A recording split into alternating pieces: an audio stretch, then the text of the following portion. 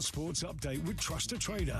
When it matters, get the job done marvellously well by a verified Trust a Trader professional. talkSPORT. Good afternoon, I'm Max Scott here with your sports headlines. talkSPORT understands Michael Carrick and Ole Gunnar Solskjaer are among candidates that have been approached for the interim manager's role at the club. Both are keen on a return, but sources have told us senior players such as Bruno Fernandes would be keen on Solskjaer taking the wheel again. In the meantime, we expect Johnny Evans to join Darren Fletcher on the touchline for their clash with Burnley, which is live exclusively on talkSPORT tomorrow night. Now, having left Strasbourg for sister club Chelsea, Liam Rosenior certainly didn't shy away from his reasons for taking a job.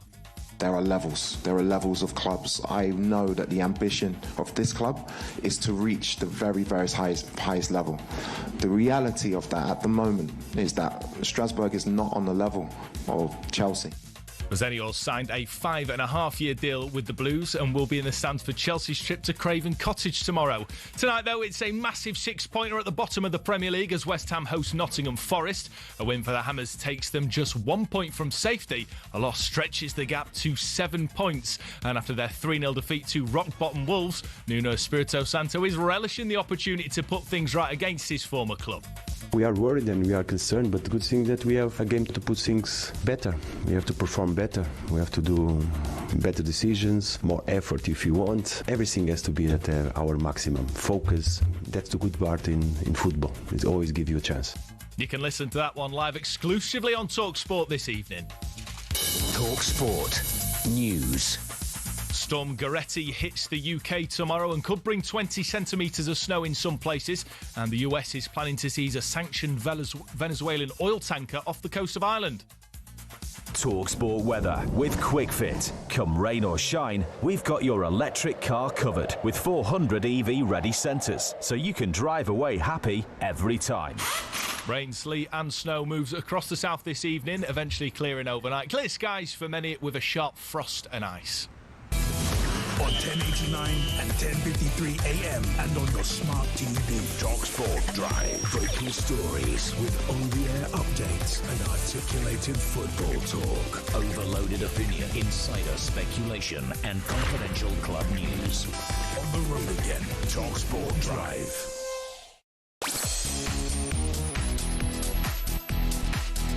Hello, good afternoon. Welcome to Drive on talkSPORT. It's everyone's favourite. It's me, Andy Goldstein. Nothing I can do about it. And everyone's favourite. Bent is here, everyone. It's Darren here, by the way. Darren I Bent. just said that. Seeker Freak. How you doing, mate? All right. Actually, Oh, what? I'm very good, actually. You look very well. In a very good mood. You look handsome today. Thank you very You've much. got a good fade going from the beard to the hair. It's good. Yeah, so Good work. fresh trim. You know me working the Wasn't weekend. you, was it? Right, Dingo, we've got a show for you today. We'll bring you all... Oh, what a game this is. And it's live and it's exclusive in the Premier League. Our commentary, Forest head to West Ham. Oh, what a Massive. 7 pointer that is. That's massive. We'll have team news ahead of that game in tonight's show as well. We'll also be asking whether Chelsea have made the right decision in appointing Liam I'll just say Liam Rosenior, as we used to say it. We'll also hear from Darren Fletcher as he speaks for the first time as the new interim Man United manager. Cool, Fletch. And yes, the voice of boxing, the smudger, Adam Smith, will be in the studio for the first time in 2026 following the big news from Tyson Fury. I thought he retired. Yeah, he did. I thought he came back. He did. I thought he retired. Yeah, he just goes on that one. All that plus we've got clutching at scores ahead of a big week of Premier League action on talkSPORT. And Bentley's going to bring us his EFL corner, or as he likes to call it, Portman Road Chat. All that and more coming up in today's Drive Time show. You can get involved by picking up the phone 03717 22 33 44. You know. Delicious radio. It is delicious radio, DB. I'd like. I know exactly what you like, but it's illegal at this time of the day. I would like my earphone jack to just work. Oh, it doesn't work anymore. Oh my, like bouncing between the two ears. Yeah. There's nothing in between stopping it, is there? That's a problem. How are you, right? Well, I tell you what I am, Darren Bent. It was thick snow when I left my house this morning. Yeah. Thick snow. And no one likes snow. I like snow. Only kids like No, it. I like snow. No, you don't. Yeah, I do. I'll tell you why you don't, because it ruins your trainers. Oh, we're wellies. What are you doing, cutting something? Sorry. It ruins your trainers, right?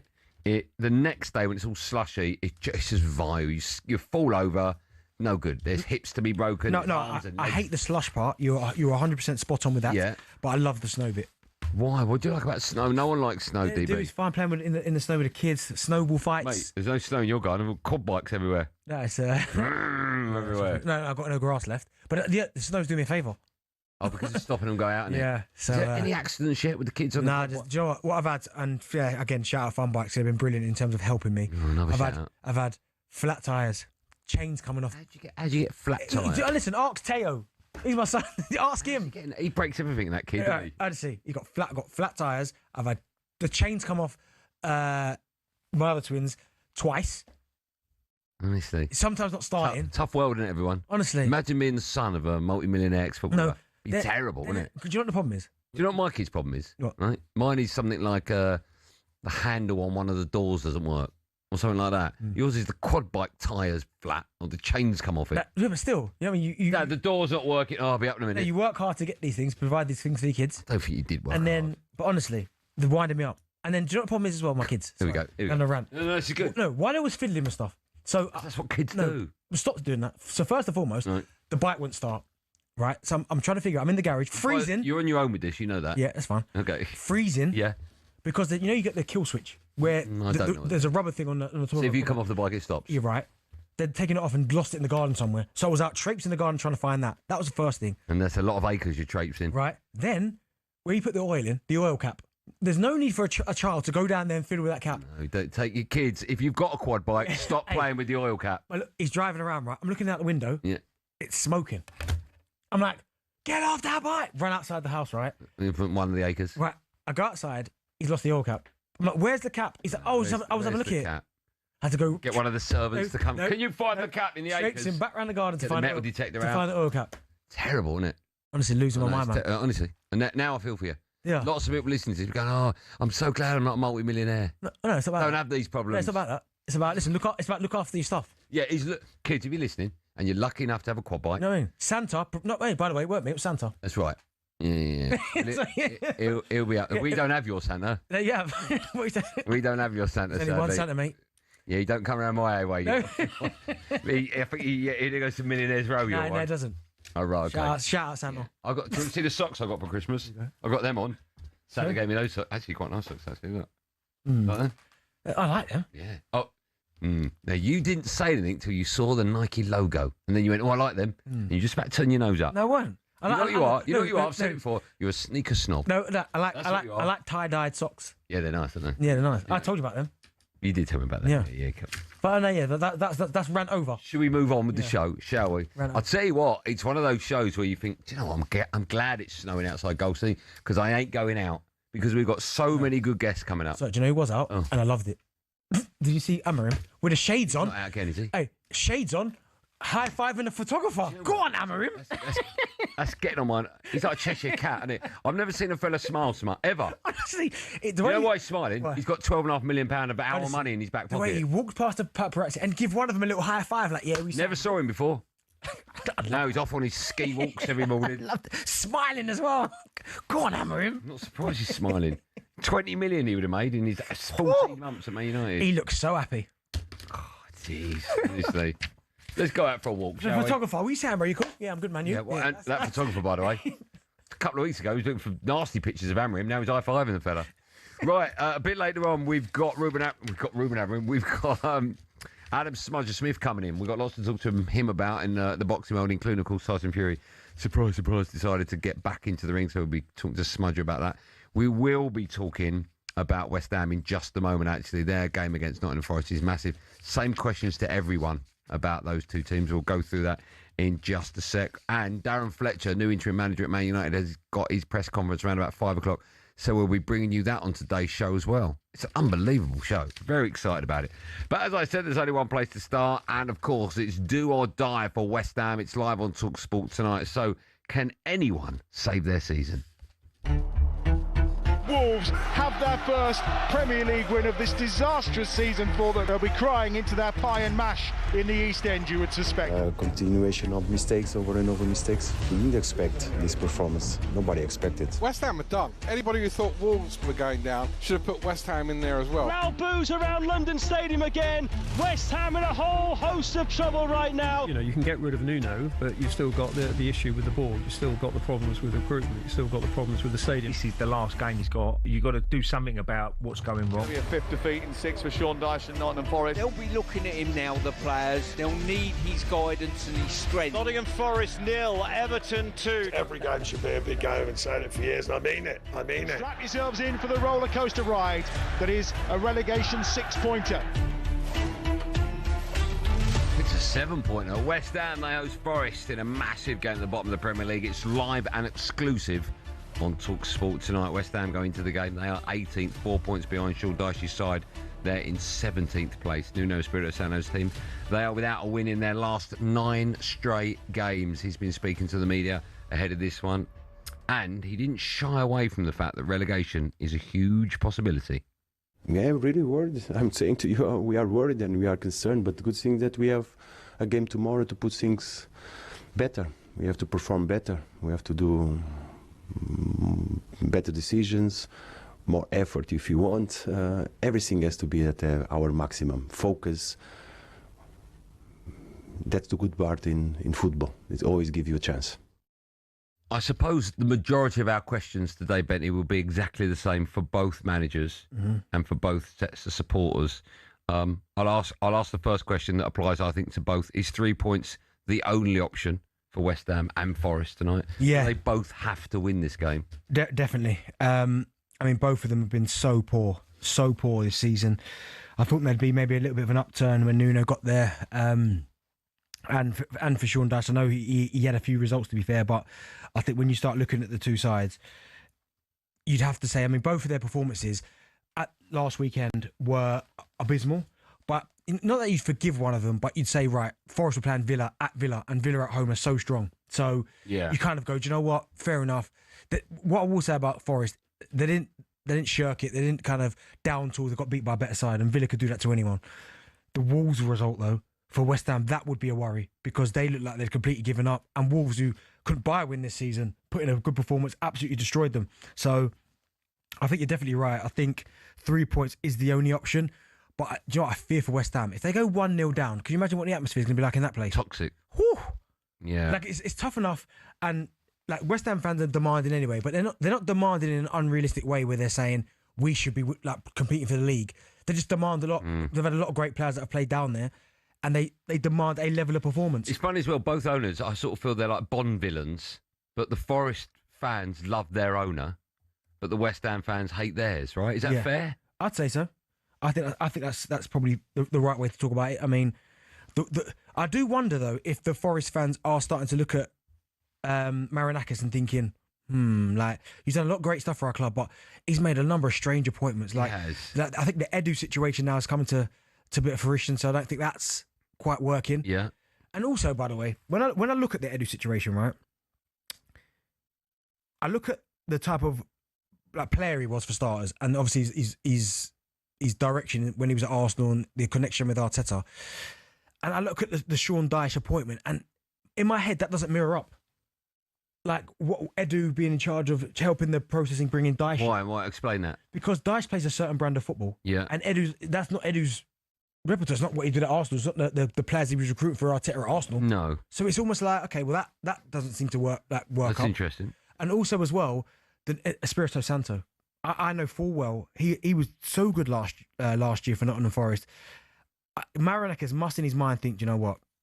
I pulled the trigger way too early. Yeah, I made a mistake here. I agree with that. Now they find themselves in trouble. Let's stay with Forest and Sean Dyche. 12 Premier League games so far at Forest for Dyche. 7 defeats and a draw. 4 wins, of course. They're still 17th. That's where they were when he went there. Is he getting away with it a little bit? Has he gone under the radar? Because that's poor. It is poor. That's poor, right? We like Sean Dyche, okay? But we have to take every record just based on what that record is rather than who's responsible for it. 12 Premier League games, 7 of those are defeats, and 1 of those is a draw. That's not good. It's not good. And it's not good if you're a team fighting relegation. Right, it's not good, right? But if you look at, there's a number of performances in there where you go... Yeah, early on, like the Liverpool game. There's massive. Yeah. Going to Anfield to win. I know that was gigantic. Massive. But Liverpool were a little bit of a busted flush at the time. I get it, but still to beat them 3-0. Yeah, no, of course. Do you know what I mean? So he's had a number of performances where I think the Forest fans might go, we've got that in a 3-0 at home against Spurs. Like, do you know what I mean? I think there's a few in there they might go, all right.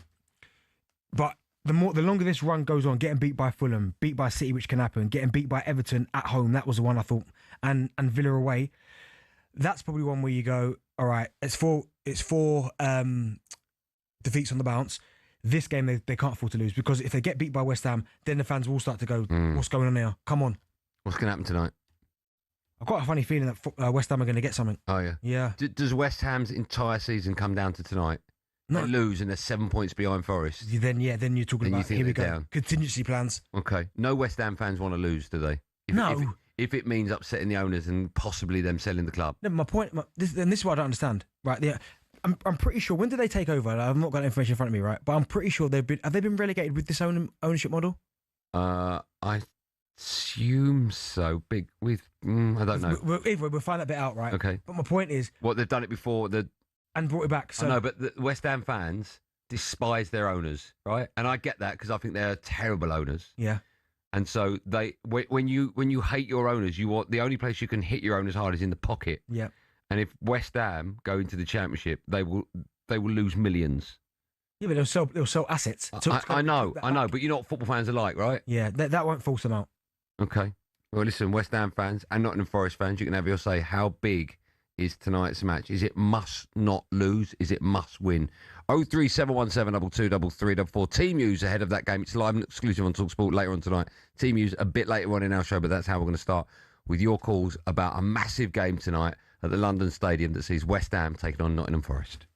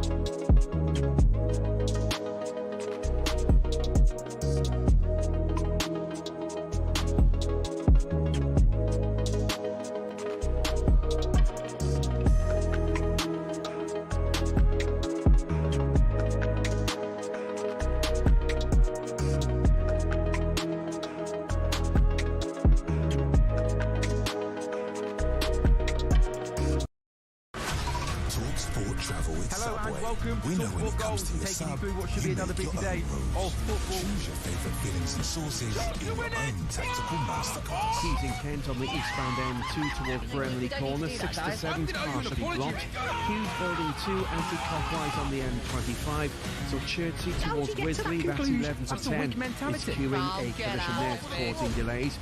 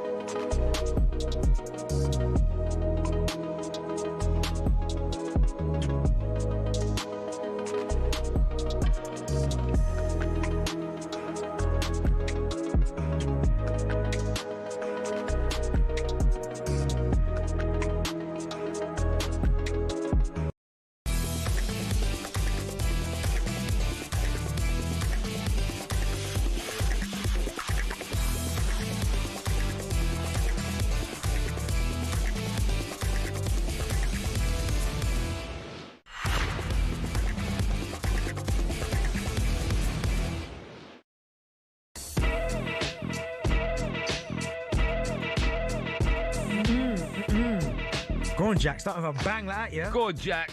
This is Drive on talkSPORT. Me, Andy Goldstein Darren Bent alongside. Still to come. Yes, we're joined in the studio by the voice of boxing, Adam Smith. Just quickly, Ole Gunnar Solskjaer has made it clear to Man United he's keen to return to the club. Thinking about me, No. Why? No, you know, he's just madness. You love him, man. Well, I do love him, but it's just absolutely barking. And Rudy's his assistant. It's just nuts, isn't it? What's happening at my club? Sort it out, said Jim, for God's sake. West Brom sacked their manager, Ryan Mason. I felt for him. See the game last night? Yeah. Humdinger, wasn't it? Atawu. Wow, what a goal. You're talking about Joe with that. Yeah, unbelievable goal. Right, we're taking your calls about West Ham. Does their entire season come down to tonight? Forest fans, you can have your say as well. Massive game. 03717223334. That's the number. David, the West Ham fan, has dialed. Hi, David. Hello, gentlemen. How you doing? All good? All good, mate. Tickety-boo. How are you today? Yeah, not so bad. Off to the game tonight. Okay. Apprehensive. I think it's a must-win for West Ham. Yeah. I think if Forest get a draw, they'd be happy. They'll still be 4 points clear. Yeah. It's just like what you say about your club, Andy. Our club from top to bottom just seems to be rotten. You don't hear when Potter gets sacked. You hear before that with Karen Brady on, with Henry Winter saying about the club, and then 2 weeks later Potter goes and they employ Nuno. He comes in with the squad that's poor as anything, but then he makes strange decisions. We play Brentford, who hadn't won away, and we play a left back, a young left back at right back, and a right back at left back. Yeah. And he's hanging that kid out to dry for them 2 games. He did the same against Leeds, and Brentford and Jordan Henderson run the show, absolutely ripped us to pieces. And it's them decisions. No one's come out and said why James Ward-Prowse is not the answer, don't get me wrong, but on the bench or coming on yet again, the same with Calvert, he come in straight away, Nuno, and obviously he had issues at Forest, which no one knows. Dropped straight from the 28-man, like he's not even in the squad. You got a bench of bare bones and nothing. He's not even in the squad, and not even, okay, we had issues so and so, and he's not here. You don't hear. Let me ask you this. I feel you could talk till kick-off about the problems at your club, and understandably so. No, that's not an insight. It's just the state of your club at the moment. I totally understand it. Is it fixable? Can you stay up? Can you survive? Or do you just think you're done for? Everything is fixable. Football's about confidence. If you get the win tonight, and it's a big if, and I'm not going to say that we are going to. If you get the win tonight, it puts a bit more pressure on Forest. Maybe another club may drop into it. Leeds may still do, but they've got fight, and at Ellen Road, they're open for anything. So I'm always quite optimistic that we can get, you can get through that. But I think if it gets to a point in the season where it's definitely gone and you're going down, then Nuno has to part the ways, and you have to get someone in to look at the academy, look at the players they've got, and then go in the Championship. We did it before, you mentioned earlier. We did it with Allardyce. But it all comes down to the owners. The owners are taking no blame through they employ as managers. Yeah. You know? I mean, the Lopetegui one was a bizarre one. No. The David Moyes one, I mean, he was good, David Moyes, for them. And it's almost like a little bit of be careful what you wish for. Because not all West Ham fans, but a lot of them are like, get him out. I'm sick and tired of the football. Yeah. I bet you'd have him back now. Sean is a Forest fan, joins us now. Hi, Sean. Hi, gents. How are we? I'm great, man. Are you going tonight? No, thank God. Okay. Why? Because you think the game will be boring, or you think you'll lose it? I mean, I think at this point it's a must-win for us. After the performance we did against City, yes, I know the results went obviously against us, but that was probably the only result I can look back on the last 8 games where we actually looked like a half-decent team. And then the game I went to at Everton was probably one of the worst games I've seen Forest play. That result surprised me, the Everton one. It was just bizarre because everyone in the crowd was saying the same thing. After 10 minutes, you could see the way we were trying to do, putting balls into the box with 2 defenders who were 6'6" each. It was never going to work, but we seemed to. I think the stats were we put in like 40 odd crosses that game, and we made contact with one of them. It just seems the decision making from guys just isn't what we kind of. Do you know what I can't understand? Like, I look at Nottingham Forest team, Sean, and I think you've got some really good footballers in it. Like guys that want to get the ball down and play the right way. Gibbs White, Amari Hutchinson, Callum Hudson-Odoi, Elliot Anderson. But the way that Sean Dyche set you up against Villa, like to me, it didn't match up. Like I think you're better than just kind of hanging on and trying to nick a result. I think you're good enough to go out and win games. Agreed, and this is what a lot of Forest fans said in the transfer window. We signed players that we thought were going to bring in quite a bit of flair, like the likes of Bakwa, like Callum Mwendo, who doesn't seem to have got a sniff, but we still seem to be playing Taiwo, who hasn't scored in 34 games, which is it's ludicrous. But yeah, we've got these players, and we just don't seem to be playing to the play styles of the players we've brought in. Like we're being very passive. Bakwa is very quick, and Hutchinson, when they get the ball, they just seem to, let's not run forward. And as anyone knows, as you know, Venti, a defender's worst nightmare is someone running. They don't know what to do, bring them down, do they bring in the box? It becomes a difficult conversation. Yeah. So, you're 100% right. I think something definitely needs to change. And he's right about that Everton game. I mean, I forgot how one side it was. Even passes, 665 Forest, 300 to Everton. Accurate passes, 600 to Forest, 223 to Everton. Like in the opposition half, 389, 79% to Forest, 88 to Everton. I don't think you've ever read out a passing stat to me. It's crazy. No, but when you look at how one touches in opposition box, that's my favourite one. Yeah. One of my favourite. Is that your favourite one? Yeah, touch in opposition box. Forest 42, Everton 18. Yeah, and you get beat. I've banned you from XG. Oh, do you want the XG for that? No, I'll give you that. No, because you can't explain it. I can. On a team basis, I can. Then. Right, so basically, Everton's XG. Can't do it. Okay. Don't look at stuff. Don't look at stuff. No, but I need to get you. No, but I need to get you Everton's XG so I can see it right. Go on then. So Everton's XG is 22.7. Right, explain XG. It's the chance created, the quality of chance that is created. No, I know what it stands for. Yeah. Explain how it's worked out. It's a metric. That's a word I keep hearing people. Metric of how a chance is created. But either way, Everton have scored 22 goals, and they're expected goals. 22. I know what it says. Bang on. I know what it says, but explain it to me. I just have. No, you just used the word metric. Still to cover, we're joined in the studio by the voice of boxing, the legend that is Adam Smudger Smith. That's just in a couple of moments' time. But first, it's time for no Googling. Chelsea have appointed Liam Rosenior, that's not how you pronounce his name, well, it is, on a 6.5-year deal. Go on, Liam. We want to know who's the last manager to be in charge of Chelsea for 6 or more years, actually there for the club, not had a 6-year deal, who's the last manager to actually be... You're going way back. ...in charge of Chelsea for 6 years. Has he won the... I don't know the answer to that. It's before what you're thinking. All right. And the answer to that, and boxing chat, and Man United chat, and team news ahead of tonight's football. I mean, it's all happening on today's Drive Time show. Do not miss it. Smudger in the studio after this.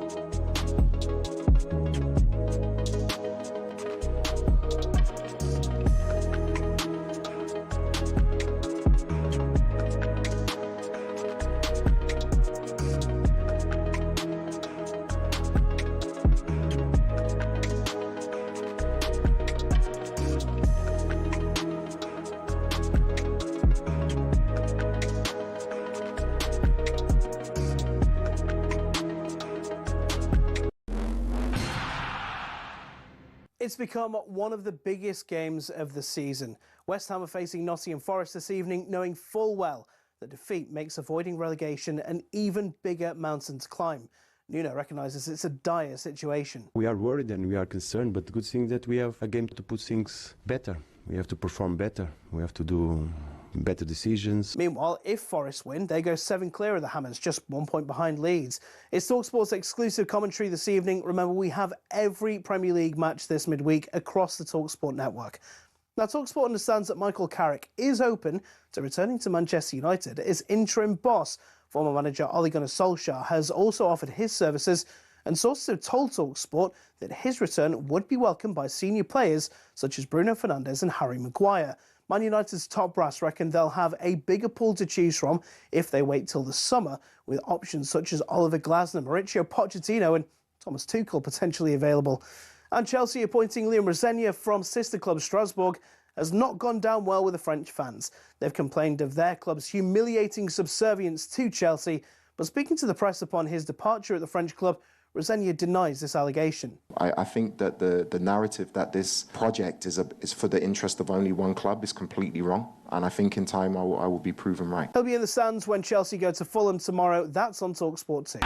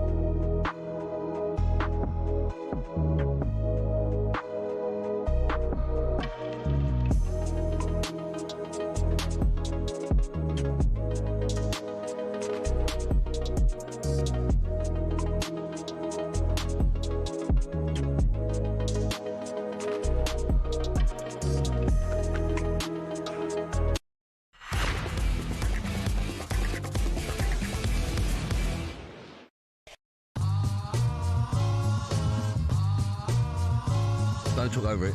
There's a gap coming up. It's unprofessional to talk over it because you don't know where the gap is. There, just there. In a moment, we'll talk boxing with the legend that is Adam Smudger Smith. Found out what his middle name is, by the way. Cornelius. Can you remember? Before... What's wrong with that? Before the break, ask question, who's the last manager to be in charge of Chelsea for actually 6 years? Sound like one of my kids. Actually 6 years. Is it Dave Sixton? 6 or 7. Dave Sixton. It could have been. Do you like that? How clever is that? Dave Sixton, because he was there 6 years. 67 to 74. That was the last time. Stay with football. Still to come, we'll be hearing from Darren Fletcher speaking for the first time as the Man United gaffer. Go on, Fletch. But now it's time for round one. There's a real feeling that this is the best versus the best. White's lost control. White has lost control completely. How many more do you want? This is The Voice. Yes, it's time for The Voice, our weekly feature where we're joined in the studio by the voice of boxing, Adam Cornelius Smith. Take a look at the week's biggest stories. Where does Cornelius? I don't know what pops in mind. I've got no control. You Cornelius know that. Carr was a good fighter. Cornelius Clay, of course, Muhammad Ali. Back in the... He's an idiot. Happy New Year, Andy. Happy New Year, Benty. What did you get? What did Father Christmas bring you apart from... Father Christmas brought my beautiful children lovely gifts, and we had a fantastic break. And a nice... Family over at yours, the Smudgers? We had family at ours, and then we went to Marrakesh for New Year, which was... I've heard it's beautiful there. I've not been there. Absolutely beautiful. Really It's not good. far, is it? Not far, really good fun. The souk, the markets are mad, but we did it all. Bit of quad biking, bit of hot air ballooning, bit of camel riding. I mean, I'm not adventurous, but my kids made me do it. You know, we went to the souk, like, so when I went there, and you go outside. Yep. So the snake charmers and all that. Snake charmers, monkeys, everything. It's crazy. Crazy. Snake charmers. Yeah, big old pythons coming out. And they're all hustlers. Yeah. They all want a bit of money. If they've got a snake, they can have it. I'm not arguing with those boys. I had a picture of everyone around my neck and all sorts. Loved it. Yeah, they're great. It was great fun. Really good fun. Bent used to have a snake, didn't you? Yeah, I did. Called Missy. Yeah, When I was at Charlton. What happened 100%. to It bit me once, that was it. Took it straight That was it. Billy Graham used to have reptile snakes, all sorts of things in Ricky Hatton's gym. You know, when I go to the zoo, sorry, I know we're going completely off topic. Right, yeah. That is my favourite part, to go to the reptile part. Yeah. I'm not really Why about would you do that? I'm not bothered about the lions and all that, but reptiles, like crocodiles, alligators, anacondas and all that. Really? Yeah. Sorry, what zoo are you seeing an anaconda? West Midland Safari, Google it. Get on with Anaconda, it. mate. Woburn? West Midland West Safari Midlands. Yeah. have an anaconda. Yes. You played a lot of your football there, so you obviously had Yeah, I'm time telling you to- now. I'm sure it's not like a giant sock with What? fancy dress or something. Hey, Joe, check that There's for me. no yeah? way. I swear to A you. zoo in West Midlands have got an anaconda. They've got one. Thank you. They've got one, have they? Massive old thing as well. Well, of course it is, yeah. Tarantulas and all that. Lizards, miss me that. Yeah, I don't like that. Tarantulas? Yeah, all that. So I I like- never thought I'd ask this, but what's your favourite animal in the zoo, Adam? I like tigers, and I've got 2 Bengals at home, and one is like a tiger, wild. What do you mean at home?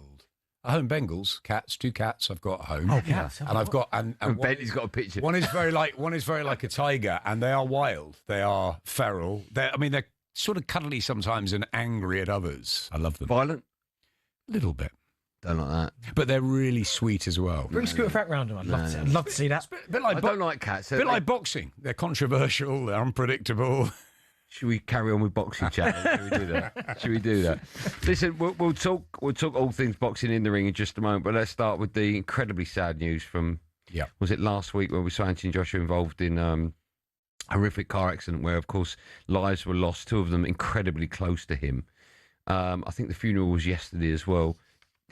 I'm assuming you knew the guys that lost their lives. Obviously, I know you know AJ really well. Have you had much contact with him or the families at all? I've messaged him and Freddie and KD and Benga and all the guys. Very close team, AJ's crew over the years, and worked with him very closely for many of those years at Sky. And very, very sad. Sinner was, I knew, better, I think, than Lats, but both of them great guys, great friends of his, integral parts of the camp, and just unbelievably tragic. Can you and just so sad. It was such a shock. Explain how small a group is that inner circle to AJ? I mean, there's a sort of big group of very close people. So there's a number of key people in. I guess it's an entourage, but it's more than that. And I think Alexander Usyk has got a huge team around him. AJ too, Tyson Fury. The elite fighters have a big group of people around them that they trust. They're in a circle, and these guys were there for a long, long time with AJ. Not only were they a big part of the boxing side, but they're also, socially, they were the 2 that were with him were his best mates, and to come through this, I mean, miraculous. Obviously, he got out, but I mean, what a situation to deal with, and my heart and prayers are with the families and the whole teams and everyone that was affected, and for AJ, we give him time, space, and support. A lot of people will be asking the question, and it's, of course, impossible to know till we speak to AJ. And even when he answers the question, we probably still won't know whether or not he'll fight again. I know you don't know. I know if you ask AJ now, he probably doesn't know. What's your initial gut reaction to that? Things have come out online today saying that he's likely to retire. His uncle apparently has said that. I think it's probably just too soon. I think at the moment boxing's just not important. This is lives lost. I can't relate to that situation, but I've lost 2 friends through my life in tragic situations, and it's soul destroying. It takes a long time to heal from. And these were 2 inseparable members of his inner team. And look, it's a very, very hard one. He's a very strong guy. He's got a lot of support around him. And hey, if he wants to reach out, I'm here as will many other people be. But we need to let him have time and time to heal, and when he's ready, he'll make that decision. And whether he'll decide it's not for him to return to the ring, he's had an incredible career, two-time heavyweight champion of the world. He's got nothing to prove. But if he wants to, have a, I guess, a structure or a purpose going forward in the short term, maybe he will. I think it's way too soon to be even talking about. I agree with this you. is I far agree with more you. important. Well, while we're talking about AJ, we haven't spoke to you about the Jake Paul fight, have we? No. We've seen you since then. No, I was in Ghana. Okay. What did you make of it? I mean, I love the ending. You love the ending. I'm just glad it ended in a proper way of boxing match. I think you said to me week after week how much you wanted that to happen. Yeah, I'm just annoyed that only one half of his jaw's broken. Okay. Just no, but here's all jokes aside, right? Because I know boxing is horrifically dangerous, but it ended in a way where a boxing match between two people, where one's far superior to the other, should end. Yes. With an awful looking knockout because one's so much better than the other. And people thought it maybe took longer than anticipated. Yeah. Everyone was saying, let's get a timer out. It'll be around 1, 2, 3. Absolutely ran though. But he was always going to. And he came in WWE style and he ran for his life. And fair play to him. He went a few rounds and, he was very courageous. And I guess he comes out with the respect of that, a lot of money in the bank. And AJ, of course, I said to Freddie Cunningham, it was a smash and grab for AJ. He was always going to win the night. But of course, the tragic circumstances of what happened a few days later just put everything into perspective, that money or anything like that's not important with it. Do you know, and you're right, it's not. And I think what I quite liked about the fight, because somehow I didn't set my alarm for it. I woke up just before it started. So Did you? And I watched it. A bit like Jake Paul. Right, yeah, and clearly he ran for, what was it? Did you enjoy his ring walk? Yeah, I quite enjoyed the whole thing, if I'm honest, right? It was an event. It was. But what I really liked about it was that people that were questioning AJ in terms of, is he going to carry him for a bit? He tried to get rid of him as quick as possible. But when someone I thought, okay, fair play. Because how would you hit someone that is clearly it just runs? And he didn't hide the fact either. And he was on his knees for quite a bit of the fight. Yeah. And AJ had been out of the ring for 15 months after that dismantling by Daniel Dubois. So he was always going to be a little rusty too. A bit cautious. Tools. Yeah. And I think he went about it. And I think both of them came out fine from it. Well, one of them did. Well, I think Jake Paul comes out with he went, he did it, and fair play. He didn't run out the ring, did he? But no, but he wants to go back. He carried out of it. He took his lumps. Can you? Are there any boxers that have carried on fighting? I use the word boxer very loosely with Jake Paul, with a metal plate in their jaw. Can you do that as a boxer, or is that it? Anything's possible, I think, and depends who licenses. Downbeaties without. He might carry on.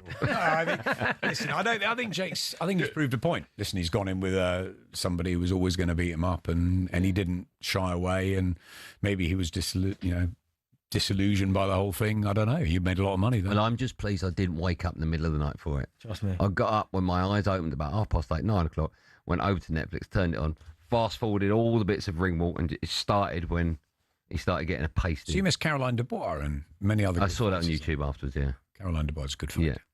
Yeah. When we come back, we'll talk about a fighter that has made more comebacks than Frank Sinatra. And I've used that joke more times than Tyson Fury has made comebacks, because I keep using it with Tyson Fury. He's getting back in the ring again. So we'll talk about that nonsense when we come back.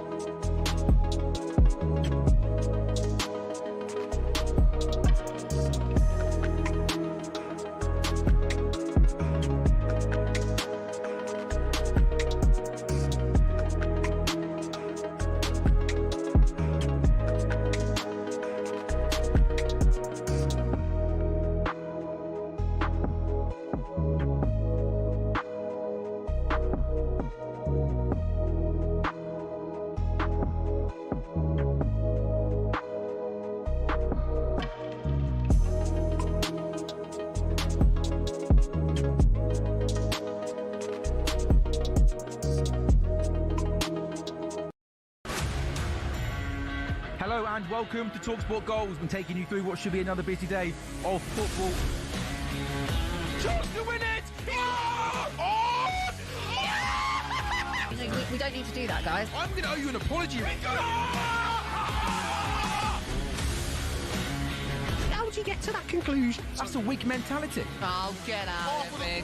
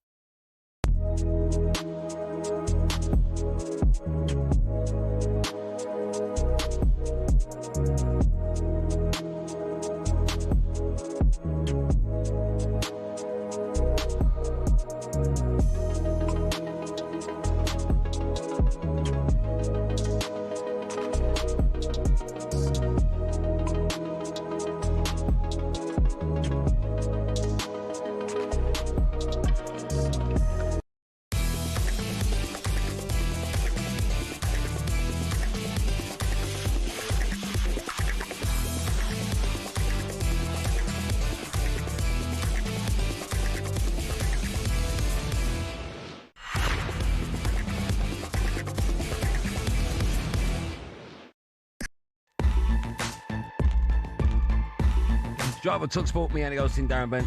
Adam Smith is with us in the studio talking all things boxing. Still to come, we'll be hearing from Darren Fletcher, speaking for the first time as Man United interim gaffer. Just quickly, Martin O'Neill has taken charge of Celtic to the end of the season following the sacking of Wilfred Nancy, and Marcus Rashford may have a future at Man United following the sacking of the multi-millionaire that is Ruben Amorim. Go on, Ruben. I hope he's walking now. Of course he's walking. You know, stop me, mate.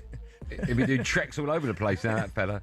Right, we've got the voice of boxing, Adam Smith, was in the studio before the break. I alluded to the fact that we were going to talk about Tyson Fury. He's decided to come back into the ring for the 14th time. Something as ridiculous as that. Why this time? No surprise, but why? I did an event with him a couple of weeks ago, and I asked him in front of hundreds of people whether he would fight again. No, too much Christmas turkey, etc. coming up. I'm done with it. And he sort of walked off stage, and you just knew he looks in shape, and he was always going to announce this. And I'm delighted to see Tyson Fury back because he's a real character, massive personality, elite fighter, has given us so many thrills and spills over the years, and he wants to give us more. So fantastic for the sport. Do you know what? Of course, everyone wants to see the fighters AJ, but we don't know if that will happen now, obviously for really sad reasons. But if it's not going to be AJ, then I think there's a number of heavyweights in that division that I think would be incredible fights. So who could you see him fighting next? Well, there's huge amounts of heavyweights, aren't there? Makhmudov is the talked about opponent possibly for his comeback fight. I'm there on Saturday in Germany. Ajit Kabayel, undefeated in 26. He's in a really interesting fight with the unbeaten Pole based in the States, Damian Gniba. That's this weekend, right? That's this Saturday night, live on DAZN. Same weekend as Dalton Smith goes for the world title out in America. So busy start to January. But yeah, there's a huge amount of heavyweight names. You know, Fabio Wardley. We don't know where Lawrence Okoli goes next. There's Richard Riakporhe announced his sort of heavyweight bow the other week. There's many heavyweights out there. Alexander Usyk we think is going to fight Deontay Wilder in the States. Tyson Fury gets any one of those names. Daniel Dubois will be back with a bang. Huge amounts. Derek Chisora's not done. There's loads. What's your view on when a boxer, in this case Tyson Fury, constantly retires and constantly says, I'm never fighting again, and constantly comes out of retirement? But I said right at the beginning today about unpredictability in boxing, and that's what Tyson loves. Like every day he gets up and he thinks something different. He loves training, he loves keeping in shape, and he's very open about his mental health. And I think that he finds his sanctuary in the ring or in the gym. Yeah, but I know all this, training. And you know all this. Yeah, and I think that he loves. So that's why that when he says I'm retiring, I think no, you're not. I don't know if he does like. Do you? Okay, let me ask you. Did I think he was really retired? No. Yeah. Absolutely. Do you think he thought he was retired? No. So you think he thought he was lying to us all? No, I think sometimes he wakes up and thinks I can't be bothered with it, but I think deep down he knows that he's still got fights in him, and I think he was unhappy with the Usyk double. He lost both fights. First one very close. His second one I thought was slightly wider, but he still believes he won that fight. So he's got that in his head. He's the only guy that beat Usyk's the only man that's beaten him professionally, although I think he was slightly lucky against John McDermott many years ago. But Tyson Fury has been phenomenal. The Deontay Wilder trilogy, going out to Germany, beating Klitschko back in the day, the big nights at Wembley with Dillian White, just incredible box office fighter, and he knows it. He loves fighting. He loves the money that comes with it. He loves the entertainment. And why not? This is what he's about. He's a fighter. Do you know what, he's a fighter. And if I'm honest, and this is my only opinion, I don't know what you think so much. I don't think he's been as good since 2020. The second, no, I'd say no, 2021, the third Wilder fight. Since then, I think, okay, he beat Dillian White, yeah, Chisora, yeah, and Ngannou, he looked awful. The miracle getting up off the floor in the first fight, in the 12th round, the unbelievable get up from the knockdown. Then the second fight, where I thought that was one of the best away victories by a British fighter. I was there in Vegas for the way he dismantled, totally took out Deontay Wilder in that second fight. The third fight was such a humdinger, both of them down multiple times. That must have taken a great deal out of the pair of them. Wilder, we think, is going to fight Usyk. Fury is back, but they're the last of the generation. Right, with Joshua and Fury and Dillian and Derek, that generation. The new guys are coming through. January the 24th, Moses Itauma is back against Jermaine Franklin. He's the guy that they're all fearful of. Where is that fight? Manchester. Wow. Should we go to that? Do you want to fact it out? Come up. Could do that. Come up. 21 now, Moses. He turned over at the Christmas period. Jermaine Franklin, the opponent. Jermaine there to give him rounds because he's blowing everyone away. Yeah. Sensible, because he went the distance twice with Joshua and Dillian, and if Moses can get rid of him in 4, 5, what next? 6, 7. What very good. What after that? What after that? Yeah. I think Moses is he ready? I mean, this year he's got to be ready. Whether they're going to go. Let me ask you this: Fabio Wardley, right, I think will defend his belt against someone that I think he thinks he should beat, and if he does have that fight. Is it possible that Itauma could fight Wardley next? But they're same stable, Ben Davidson. That's a problem with that fight. But I think Fabio will get a defence of his world title. When do you think that will be? Within the next 3 or 4 months. The spring period probably. Fabio will be back. Fight? Depends who the opponent is. Maybe an arena fight, big arena fight. Depends who it is. Daniel Dubois, that's a huge fight if Wardley Dubois made. I'm not sure. Derek wants another fight. Maybe Chisora is the fight for Wardley. As I said, Caballel. If Caballel wins on Saturday night, he's right in the mix. Lawrence Okoli wants a big fight. There's a lot of heavyweights queuing up for this tussle, but I think the one thing is very clear: Moses Itauma is the heir apparent, and I think he's brilliant. I did like the look of Richard Riakporhe heavyweight. Well, he's a big guy, isn't he? And I don't know how he how he made it into cruiserweight. He looks huge at 6'5". Sometimes he doesn't pull the trigger, Richard, but I think if he does, if he believes in himself, he's a danger at heavyweight. Lawrence Okoli, I saw out in Nigeria. Yes, it was a fairly easy fight. Tony Yoka as well, the Olympian. I mean, he's not having a Okoli. Look. Oh no, you're not having a Okoli. No, if it was a cuddling competition, top of our list. You go in the ring with Lawrence Okoli. I would. You get a lot of love. Yeah, give it 10 mil. I'll do it. Would you take your crocodile? So is that euphemism?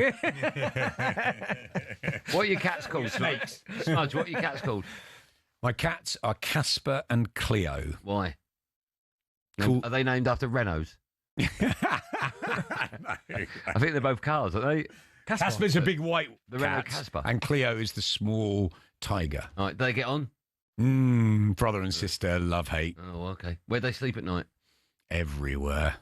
Wherever they want. Wherever they want. That's good, Frank, isn't it? Wherever's warm. That would scare me, a cat walking, a big tiger cat thing walking about. Why? Because cats are... You don't know what a cat's going to do. No, you don't. It gouge your eyes out, cat. You're right. You know, my cats, I love them. I love them so much, and they would eat your dead body. Okay, well, on that... They would. They would. I'm telling you. My cats would eat the dead... They would. They would eat bodies. How do you know... I know. Answer that. How do you know that? You know, I thought that my cat... They bring I thought my cat wouldn't attack me. It's attacked most of the family, but it hasn't got me yet. And then on my birthday, the cat was on my bed, and I was stroking it, and it went for me. Nasty, man. Why? Because cats are nuts. Yes. Do they bring mouses in? Everything. Do they? Rats in? All sorts of things. Birds on the doorstep. Bentley's Pardon? Benny's got some stories about that. Don't dump it. You're fine. We're fine. On that note, you're welcome round any time. That's Benny's catchphrase. It's always a pleasure. Thanks for coming on. We'll see you next Tuesday. Right, when we come back, Darren Fletcher, new Man United interim manager, should be having his first presser in charge. We'll talk about that. And we've got team news ahead of that massive game at the London Stadium that sees, West Ham taking on Nottingham Forest. 2 hours still to come on today's Drive Time Show.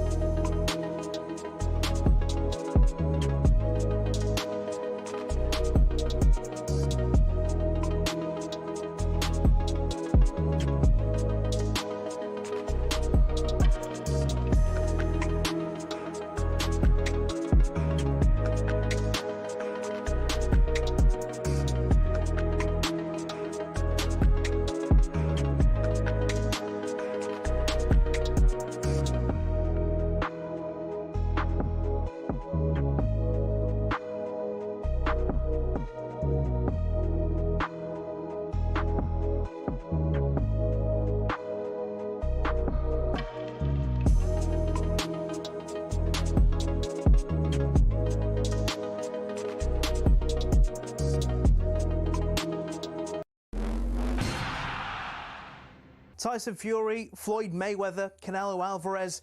Just hearing these names makes you think money and the hundreds of millions of dollars, pounds or Saudi riyals in boxing. But that's at the top. At the bottom, it isn't quite the same. Even for those on the rise, there's not an awful lot of cash in the boxing world. And if you're just starting out, well, it can be a very costly exercise indeed. But don't take my word for it. Here's the former European champion, talkSPORT's Spencer Oliver. You're turning professional and you're boxing, let's say, York Hall on a non-televised fight. You have to sell tickets to earn any money, but you have to cover the wages of your opponent as well. So if you don't have the ability to be able to sell enough tickets, you effectively have to pay to fight. A far cry then from Jake Paul facing Mike Tyson in 2024, when the purse was reported to be around £48 million. But the vast amounts of cash lining the top dog's pockets isn't the norm in a typical fight. Let's say you're lucky and you get between 5 and 10 grand. You're going to get 10 grand max for that. 10% goes to the trainer, 25% goes to the manager. Then we've got the tax man to pay as well. So we're cutting that money in at least half. So now you've got 5 grand for a 10-week camp. So you're talking about a guy here earning, he might be clearing 500 quid a week. How do you support a family on that? So boxers chase the dream. And, you know, there's probably 2% of them that actually make it. So say you do make it and you start to rise up the ranks. Strikers Boxing, a training academy, says the mid-tier fighters can earn more, somewhere between £10,000 and £50,000 a fight, depending on record, profile, opponent and popularity of weight class. It's only at the top level does the real cash start flowing in, with the top-tier professionals, i.e. those going for titles, earning 6 figures a fight. Something else you'll have heard of is the terms prize fighter or journeyman. A prize fighter is, as it sounds, someone who picks up fights where they can and gets a nice big check if they win. Journeymen are the fighters who take on up-and-comers, effectively used for experience in the ring. Even if they're going up against a real prospect, a young Anthony Joshua, for example, these guys will be lucky to earn more than 10 grand. So the average boxer isn't as rich as you'd think.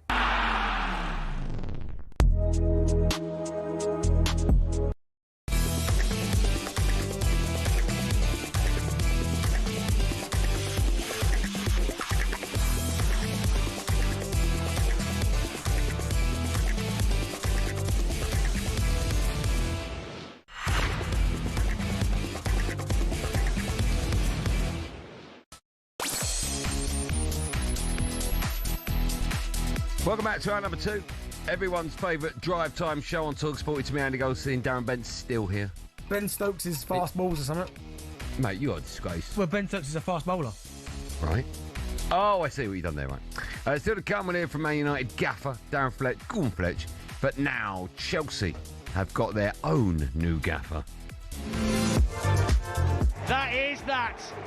And boos ring around Stamford Bridge. Chelsea 2, Bournemouth 2. My goodness, that is very much 2 drop points. We now have official confirmation that Chelsea and Enzo Maresca have parted company. Enzo Maresca no longer the Chelsea manager. Liam Rossini has signed a contract with Chelsea that will take him through to 2032. He is in the position that anybody in a big company who is offered a huge position would be. Why would you not take it? Yeah, Chelsea have appointed Liam Rossini. That's not me taking the mickey, by the way. That's how you pronounce his name. As their new head coach, he joins from sister club Strasbourg. Has also been in charge of Hull City. Having agreed to take over at Stamford Bridge, he flew back to France to speak to the media. He explained why he had decided to join Chelsea. The reality in football is there are levels. There are levels of clubs. I know that the ambition of this club is to reach the very, very highest level. The reality of that at the moment is that Strasbourg is not on the level of Chelsea. It's not. It's not as big a club. It will grow and it will achieve things in the future. But there are certain clubs that you just cannot turn down. So I hope the fans can see that, and I hope they're proud in a way that somebody who's worked here has been identified to be the manager of a Champions League winning current club world champions. I hope that people can see it in that way and can understand how difficult it was for me to make the decision to leave the club. Firstly, anyone that's in charge of Strasbourg and has a chance to join a big Premier League club, in this case Chelsea, if they have that offer, they have the option, they have to go. Anyone that can't see that is an idiot. All right, to be fair, it's a no-brainer. He has to go. 6-year deal he's got at Chelsea. He's done nothing well. He has to take that job. There's not even worth thinking about. Even if you feel like it's not the right time because of what's going on at the club, these opportunities don't come around very often. And certainly someone who has, again, he's at Strasbourg manager, he's been interim at Derby, he's been whole manager. Like in terms of development, like we've seen. I'll give you an example. Someone like a Tony Pulis, right? Has been working his whole career, long career. Neil Warnock, Sam Allardyce. We never get this. Has never got an opportunity. I know Sam got the England one, so he's probably not. But do you know what I mean? But you work your whole life to get an opportunity at one of the absolute big hitters. Yeah. And a lot of people keep trying and don't achieve it. It's come to him really early in his development.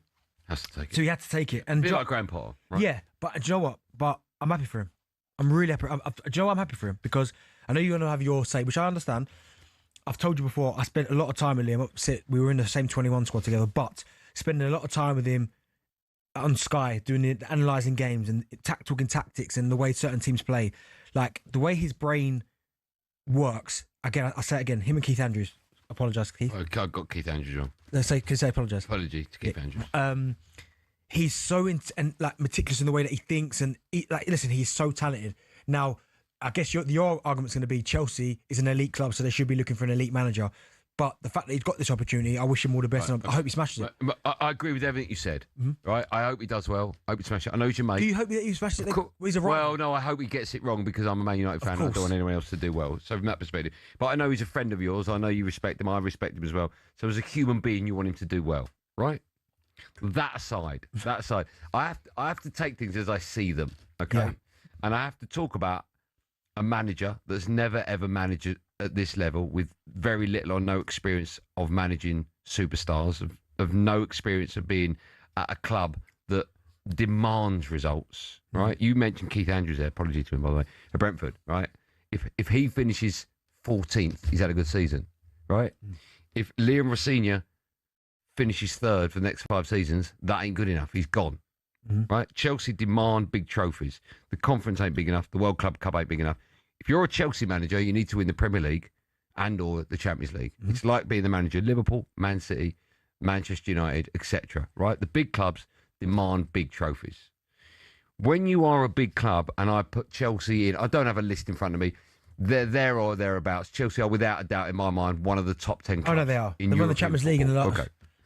That they should be appointing a manager that we all consider to be a top 10 manager in world football. Now, the reason I think they haven't done that is for the reason why Maresca left. I'm not going to call Liam Rosenior, I'll call him Rosenior, a puppet, because that's a horrible name to give someone, right?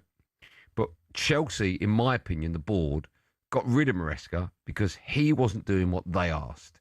And Chelsea have brought someone in with very little or no experience who thinks it's Christmas again because he's got a 6-year deal. He's won the lottery. He's won the lottery. So there ain't no way if someone from the hierarchy at Chelsea goes, I need you to do this, he will go, I ain't doing that, I'm Chelsea manager.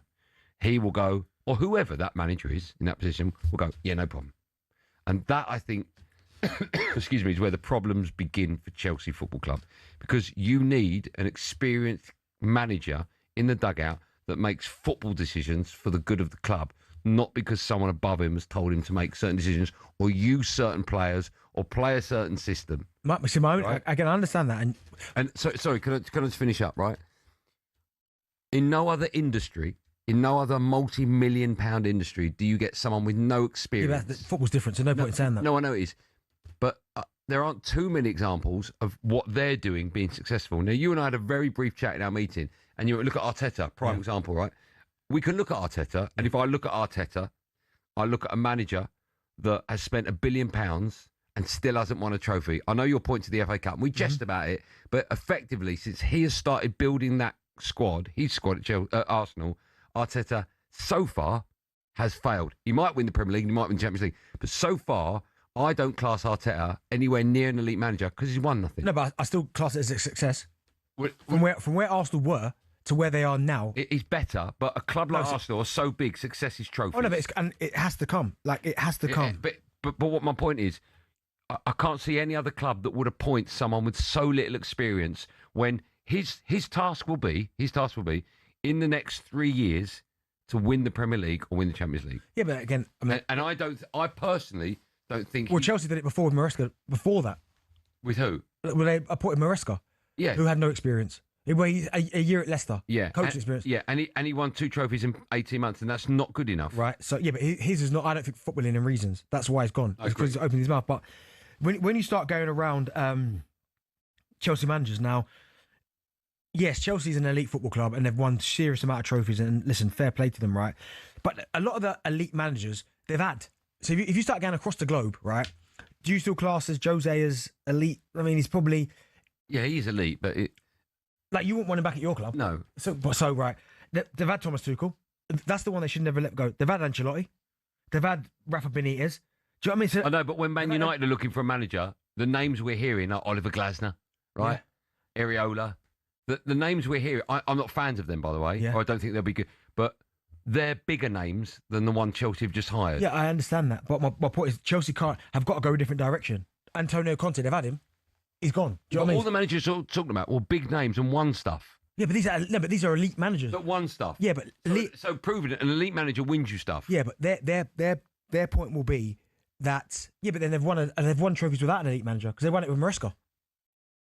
That's my point. So I think big trophies have been won by big managers at Chelsea. I get that, but they've taken these elite managers when they're at the pomp. So they took Tuchel when he's at his max, Joe's at his max, Antonio Conte. Do you know what I mean? So they're not.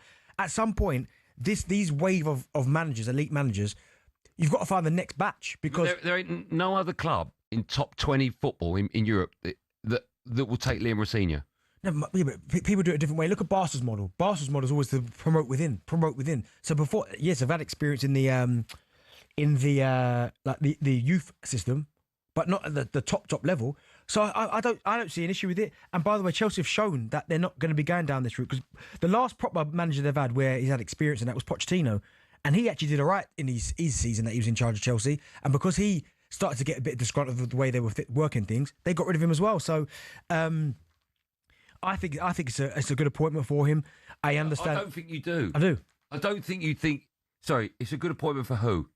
Well, I mean, for him, it's amazing. It's unbelievable for him. Yeah, it's not good for Chelsea. Yeah, but I just there's not one Chelsea fan that phone up and talk to me or you with the same joy in their voice as if we announced Pep went to Chelsea. Yeah, but Pep's different. I know, but I'm talking about a great man. You go, I can't wait. Okay, let me ask you a question then. Yeah. Because you're talking about he's got no experience, he should be at Chelsea. Yeah. You lot signed Amorim, who has got experience, and look how that turned out. So what would you rather do? You've got to give it to somebody. I'd always rather take an experienced manager. Not always, because they don't always. Fair. I'd rather always take the experienced manager. So would you? Not what in terms of not really. Yeah, I'd rather always take the experienced manager. No, I think sometimes you've got to go. If you've got a choice, experience or no experience, you'd always take the experience. No, I think you look at someone on the way up and go, do you know what?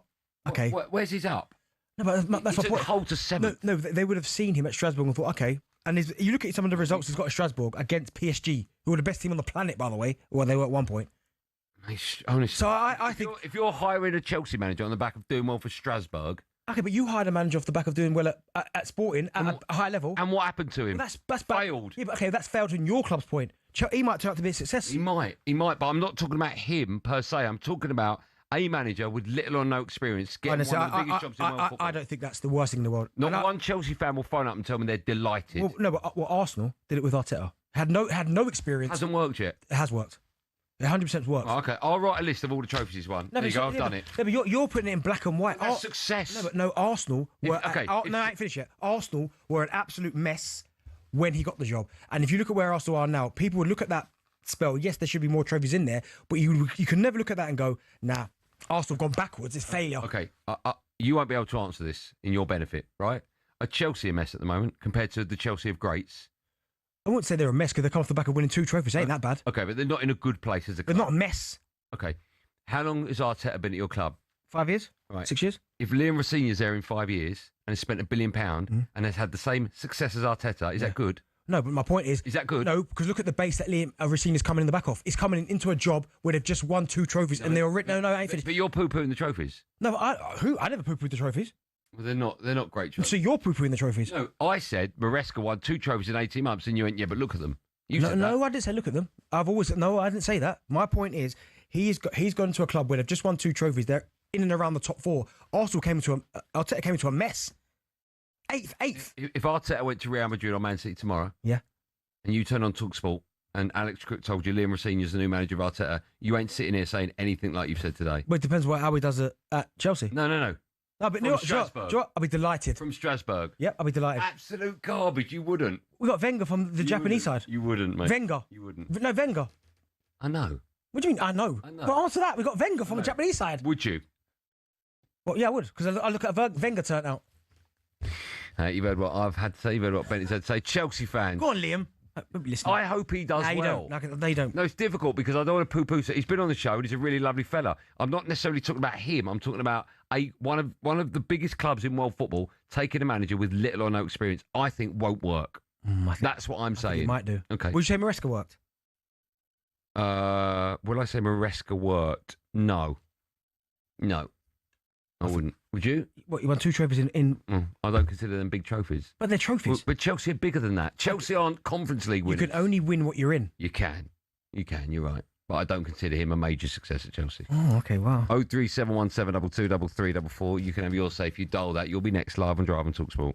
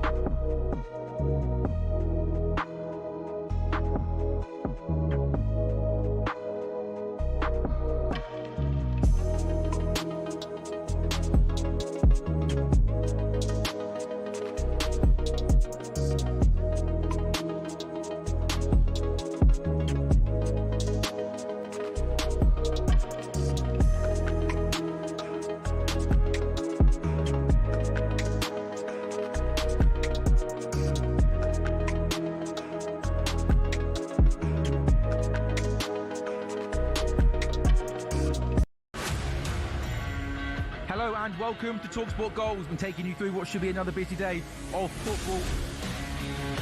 Chance to win it! We don't need to do that, guys. I'm going to owe you an apology. How would you get to that conclusion? That's a weak mentality. Oh, get out of it.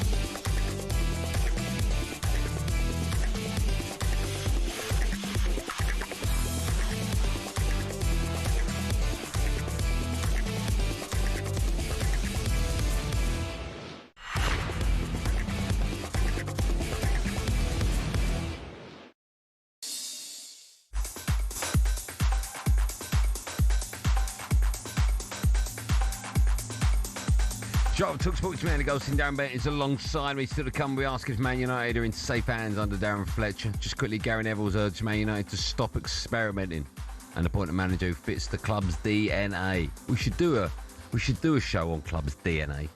Maybe tomorrow. What does that even mean? What's your club's DNA? Give us a call. What does that mean? Well, I know what United's is. United's is sort of 4-4-2. Mate, it was back 30 years ago. Well, that's the DNA. Attacking wingers. What's your DNA?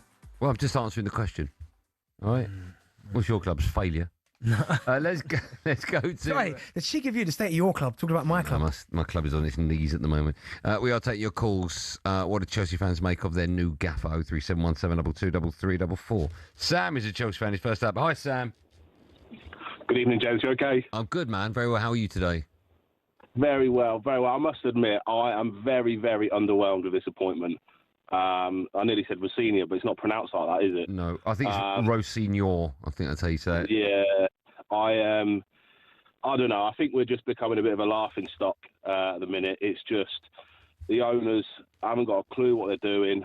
We're buying players on 8-year contracts. We're hiring managers. We're firing them after, I was happy with Maresca, and I'm just really, really underwhelmed. And all Chelsea fans I speak to are exactly the same. Sam, let me ask you a question. Was you underwhelmed when Maresca got the job? Yes and no. Obviously, he's taken Leicester up, but he's done it in the Championship. But I'm prepared to give Rossini a chance, but I just think putting him on a 6-year contract. I mean, if he's gone in a year's time, he's laughing all the way to the bank. He's paid off for the next 5 years, so it's win-win for him. But I hope it works out. But he's been at Hull, he's been at Derby.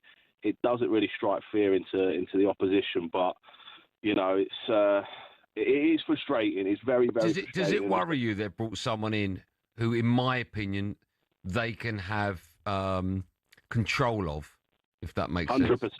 Yeah, 100%, and that's why. Worry. That's why it didn't work with Maresca, because he wanted full control. Yeah. And I don't want to say that Rossini is a yes man, but I'm concerned that he's just going to be, pandering to what the owners want. And that's why it didn't work out with Tuchel or Pochettino, because they wanted full control. Yeah. And to be fair to Amorim, that's probably why it didn't work out. I know it's a results-based system, and it didn't work for Amorim, but he wanted full control and wasn't getting it. Amorim didn't earn the right, mate. He was getting slapped up every week, so he didn't earn the right. But I think the experience thing is just like he may come good. I don't even think you believe that. I do. I don't think you do. Listen, if your club took a manager with no experience, you go nuts. No, we did. We did. Arteta. Well, it ain't worked yet. We did. It hasn't worked yet, has it? Because it has worked. It hasn't, mate. You spent £1 billion and won anything. We have. But we're on the way. And maybe you are on the way. I'm more than delighted with the manager that we've got with no experience. Maybe you are on the way. Emma's a Chelsea fan. Hi, Emma. Hello. Hi, Em. Off you go. It's the board. The last 3 appointments have been poor. Harry Potter was pathetic. Wasn't really. And again, I was I'm a supporter, so the football we were watching, and it was an excuse that the squad was too big. Maresca, I was like, who?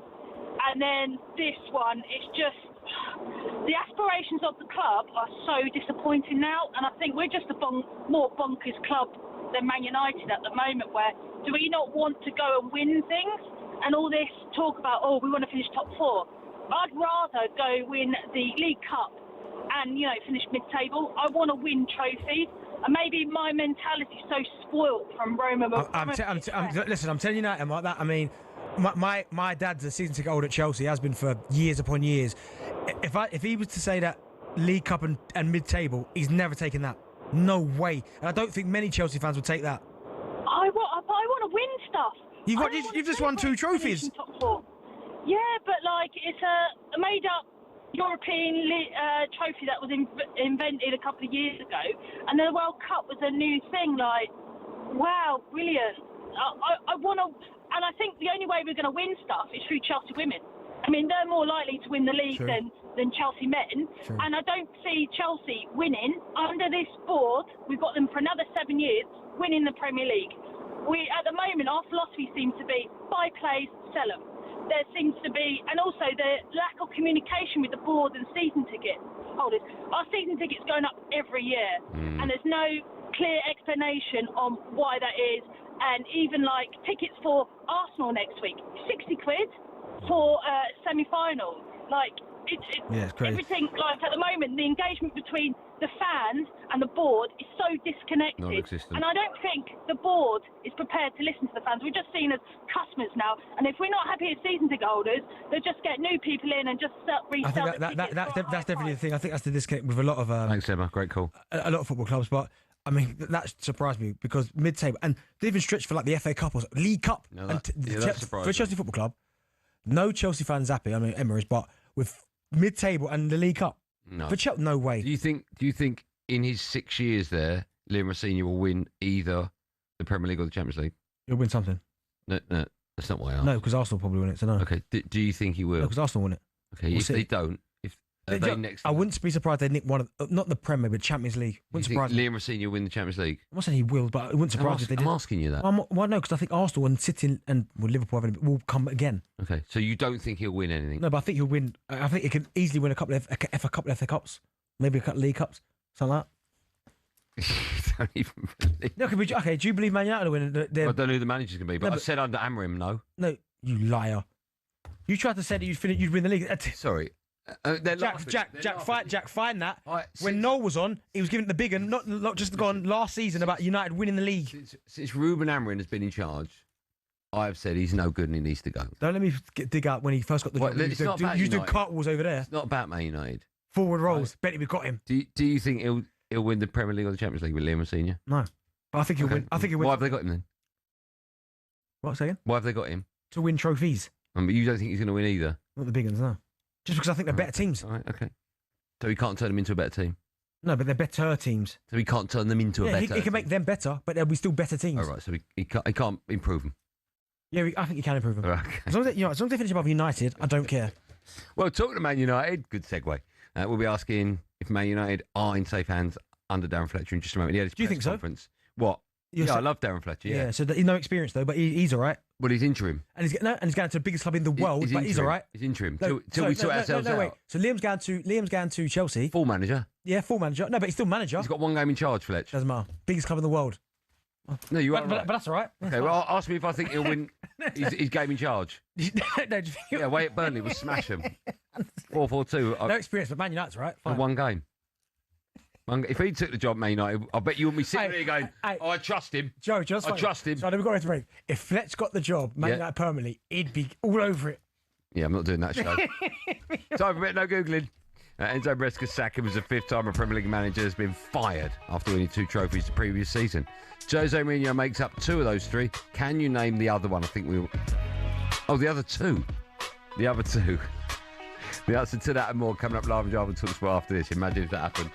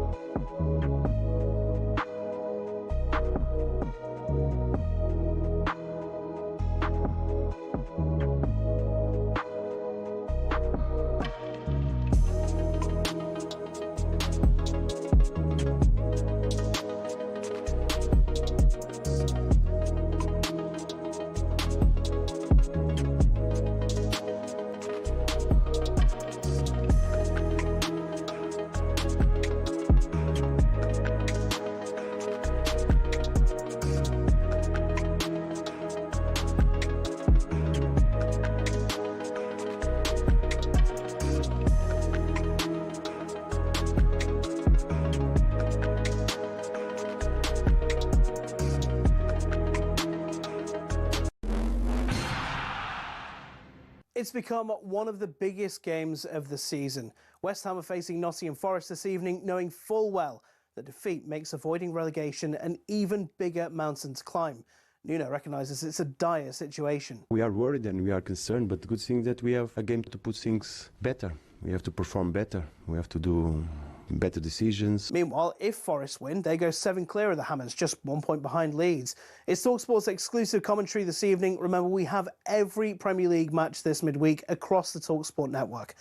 Now, talkSPORT understands that Michael Carrick is open to returning to Manchester United as interim boss. Former manager Ole Gunnar Solskjaer has also offered his services, and sources have told talkSPORT that his return would be welcomed by senior players such as Bruno Fernandes and Harry Maguire. Man United's top brass reckon they'll have a bigger pool to choose from if they wait till the summer, with options such as Oliver Glasner, Mauricio Pochettino and Thomas Tuchel potentially available. And Chelsea appointing Liam Rosenior from sister club Strasbourg has not gone down well with the French fans. They've complained of their club's humiliating subservience to Chelsea, but speaking to the press upon his departure at the French club, Rosenior denies this allegation. I think that the narrative that this project is for the interest of only one club is completely wrong, and I think in time I will be proven right. He'll be in the stands when Chelsea go to Fulham tomorrow. That's on talkSPORT 2.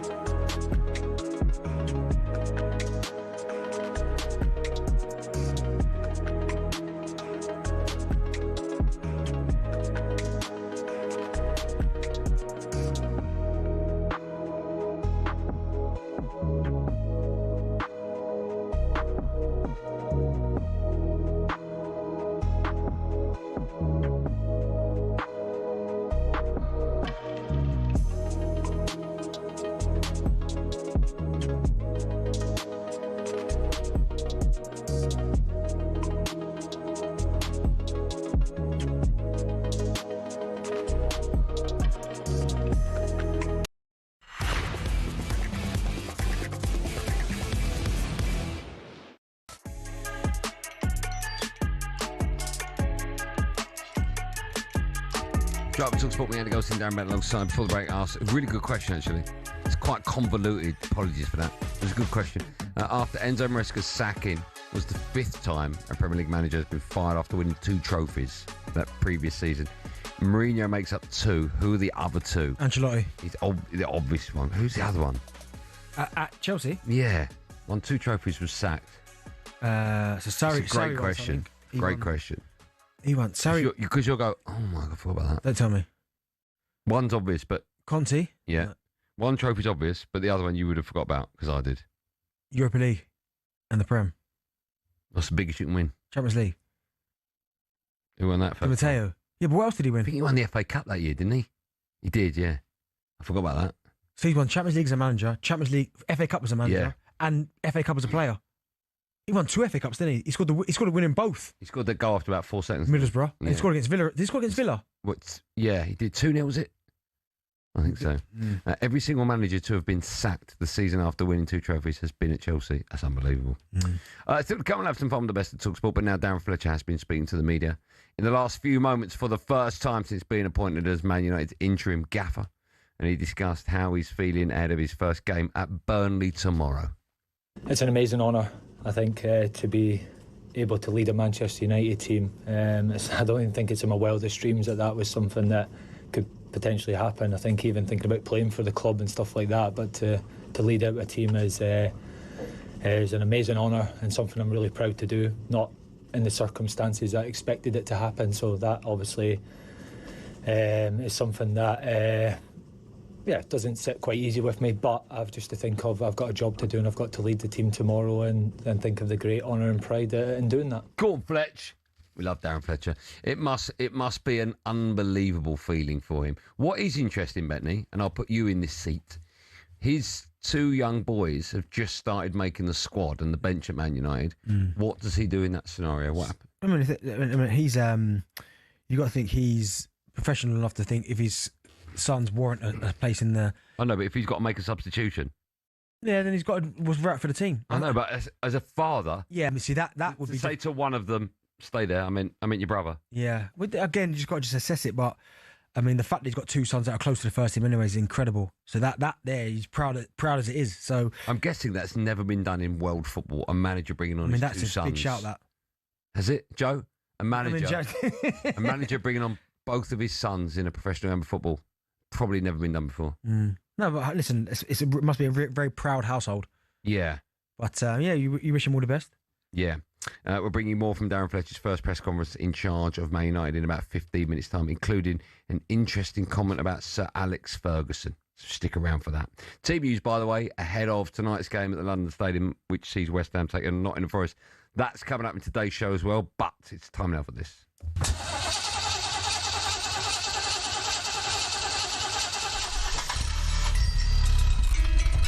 Clutching at scores on Drive.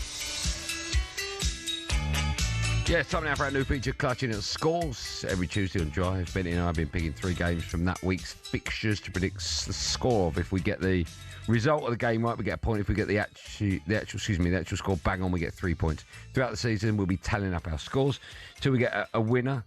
The scores so far since we started, it's been a while since we played, actually. Last time out, I picked up 2 points with 2 correct results. That's not bad, is it? Decent, that. DB picked up just a point. I picked up 2 points with 2 correct results. So not the actual score. Yeah. What's the score? The score is irrelevant. It doesn't matter. No, what's the score? It doesn't matter. Andy Goldstein 10, Bentley 15. Yeah. Yeah. But it's the end of the season. Imagine if I beat you. You'd be devastated. As long as I beat TNT. We should put something on it, shouldn't we? Yeah. We should put something. Bottle of something? What about a pair of the trainers Joe's wearing? You like them? The running Nike ones? I mean, they're nice shoe, yeah, but I've got some of them, so. Oh, no, you've got everything. A bottle. A bottle, something, okay. Limit? Yeah, we'll talk about that. Okay, fine. All right. Right, so shall we pick our teams and our scores for this week? Yep. We'll go alternate. You, me. Right. That's how alternate works. Do you want to go first? All right, so the first game I've gone for is Arsenal versus Liverpool. Okay, they're not on my list. Big one. Absolutely big Arsenal v Liverpool. When's that? It's Thursday. Okay. So, at your gaff? Yeah. It's live on talkSPORT, I'm led to believe. I've gone for Arsenal to win 3-1. Well, no more points for you then. Why's that? 3-1. I said the same thing about Villa and I was wrong. No, but come on, man. Why? You think you beat Liverpool 3-1? Why not? Arrogant. The arrogance of you. Arrogant. No, but why not? You said it matter of fact. No. Not matter of fact here, because Liverpool are a good side. I mean, Liverpool have still got their problems. We saw it against Fulham. They've still got their teething problems. You're a disgrace, mate. So what you should be going as well, it's a tough game. It is a tough game. Liverpool, they're getting better week in. They're a giant of a club. You just went, we'll beat 3-1. No, because you asked me the score predictions. I told you. No wonder people started to dislike you on the show. But I think Arsenal will beat Liverpool 3-1 because Liverpool still got teething problems, and I think Arsenal are a better side. You're vile, man. You are. I'm going for West Ham against Forest tonight. I don't know. I'll pick that because I really don't know what the score's going to be. I think that Forest will win the game 2-1. I don't want them to. I like West Ham. I feel for their fans, but I think they're going to lose 2-1. Yeah. Live on talkSPORT. And exclusive, that one, by the way. It's the only place you can hear it, unless you're around Bentley's. You've got one of them sticks. Right, where should we go next? Where do you want to go next? He hasn't got one. He hasn't got one. That's comedy. Right. Is it? It's meant to be. So my second game is Bournemouth Spurs. Well, I haven't got that either. This is good. Yeah, so Bournemouth against Arsenal got beat, but played really, really well. Against Arsenal. Spurs, in some respects, was lucky against Sunderland to get the point. I don't know how you're going to pick this one. Spurs all over the place. Yeah, but I think Bournemouth will win. Okay. And Bournemouth 3-1. You think Bournemouth were good against you? Yeah, they were. Very good. 3-2, wasn't it? Yeah, very good. You think Bournemouth will beat Spurs 3-1? Yeah. I mean, that's exclusive to the talkSPORT app. But can I just go on record now and say every game is live on talkSPORT? Every game. Doesn't matter what game it is, where in the world it is, or when it is. It's just easier for me to say that game's live on talkSPORT because we've got everything. Okay. Because we're amazing. Imagine Thomas Frank after that game if they lose that. Wow. You think they'll win 3-1? Yeah, Okay. Bournemouth were very good against Arsenal. Very good. Okay. I've gone for Burnley against Manchester United. Darren Fletcher's first game in charge. Yeah. I've gone for Burnley 1, Man United 4. Honestly, and he says that I'm arrogant. No. 4-4-2. And the guy 4-3-3. And the guy says I'm arrogant. 4-1 Burnley, like it's like No, 4-1 Man United. How's he going against Wolves? How'd that go? Yeah, but look at the manager. How'd that work out for you? Look at the manager. Arrogant of you. Arrogance. You're just using my words against you. Yeah. Arrogance. 4-1. Yeah, done it. Book it. Is it impossible Burnley win? Yes. Impossible. Yes. Honestly, look here. Yeah. It's disgrace. Disgrace of a team. Scotty, please. All got with me 4 stripes on my arm. Right. What's your next one? So I had originally written down West Ham Forest, but you did it there, so I'm going to stay away from that. Okay. I'm going Fulham Chelsea. Oh, is that the Cottage? Yeah. Oh, see, I looked at that and I thought, new manager, I don't know what to do with that. Yeah. Fulham home win, draw. What are you going for? I can't see Chelsea winning it. I've gone for 2-2. Yeah, draw. Yeah, I've gone for a really good game again. Desmond Douglas. Desmond Douglas, yeah. Okay. I've gone for Newcastle Leeds. All right? Yeah. I've gone for 3-0 Newcastle. What do you make of that? It's a big result that, but Newcastle at home, tough, strong. Yeah. Leeds. Under the lights. Yeah, under the lights. Yeah, no, it's a good result. I think we've got some good. Yeah. Yes, we've got some good Right. results there. Good. There you go. Let's go through them again. West Ham v Forest live and exclusive on talkSPORT tonight. I've gone 2-1 to Forest. Sorry, West Ham fans. But you're brave, you doing that, because in the way you go home, it's brave you going against West Ham. No, West Ham fans know I love them. Obviously not. Obviously not. And they respect me for saying their owners are an embarrassment. Yeah, but you picked them to get beat. Well, because I just think they will.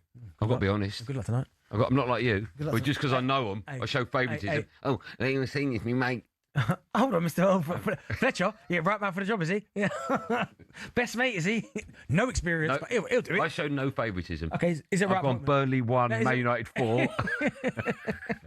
And I've got Newcastle 3. I'm going to change that if I may. Can I change it? 3-1. I think Leeds will score 3-1. Okay. Just go for yours again. I've got Arsenal versus Liverpool 3-1 to Arsenal. I've got Bournemouth Spurs 3-1 to Bournemouth. And I've got Fulham Chelsea 2-2. Good work. We'll let you know how we get on when the results come in. Time now for this. Well, still to come on Drive. Well, it is time now for this because we're going to get another history lesson from Alan Brazil and Ray Parler. But she was beheaded, so good night. Brilliant. We'll also hear O'Hara and Cundy argue about what to have for dinner. Lasagna. No!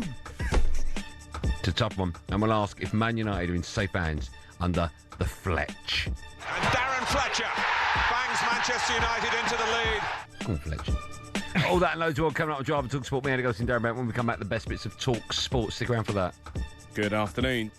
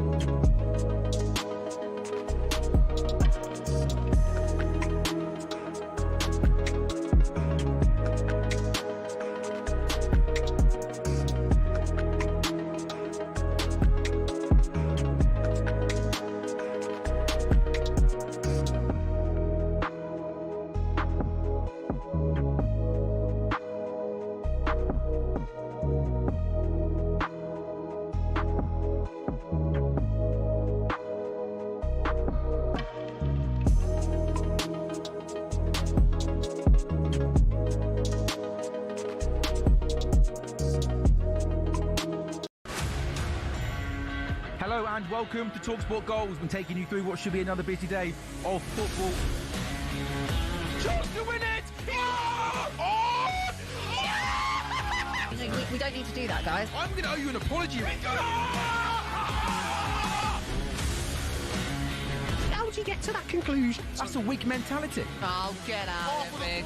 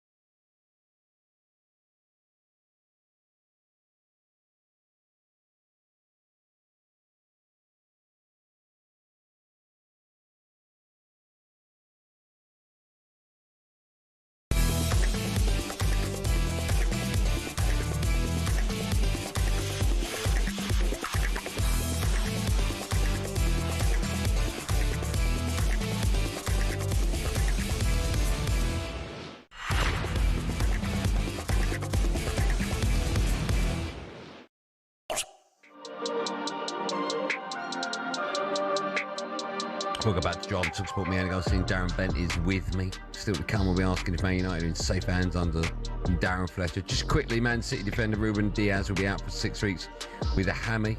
Gvardiol suffered a fracture in his right leg. We wish them both a speedy recovery. Gary O'Neill is set to take over Strasbourg gaffer after Liam Rossini moved to Chelsea. Good luck to Gary O'Neill. Yeah. Time now for this. 26k for 2026 on talkSPORT. Only a few more days left for your chance to win 26 grand at 12 p.m. on Friday.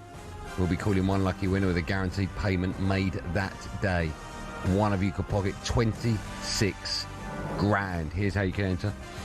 Text the word WIN, W-I-N to 83338. It really is that simple. WIN, W-I-N to 83338. Text will cost you £2.50 plus your standard network rate. Or you can call us 03434239761. Lines close at 12 p.m. Friday. That's when you need to answer your phone, but only if it rings, it says here. If it doesn't ring, don't answer it, because we won't be there. So only answer your phone if it rings. UK residents only 18 plus. This is a network promotion. Full T's and C's at talksport.com/win. A reminder, your chance to win 26 grand. It's a lot of money. Text the word WIN to 83338 now. Good luck, everyone. Time now for this. Yeah, time for the best of talkSPORT, friends. This is where we run you through some of the recent highlight moments from across talkSPORT. Let's kick things off with the sports bar from last night. O'Hara and Cundy were back alongside each other, and they're already arguing. You eat this in Italy. Pasta. Yeah, the other one that everyone eats as well. Spaghetti, rice? No, rice. no, rice. No, rice. What they eat in Italy? Everyone eats it. It's made there. Come on, it comes from there. Lasagna. No! It's punched it. Done it. I got him, I done him. Last one. I done him, measured to it. Come on, mate. It's round. Yeah, pizza. Yeah, brilliant. The fist spoke. Who's the person you argue with more than anyone else? Well, I see you more than most than I see most of the people, so you. We don't argue, though. No, we do. We don't. Yeah. There was a couple of times I'm thinking, just jab him.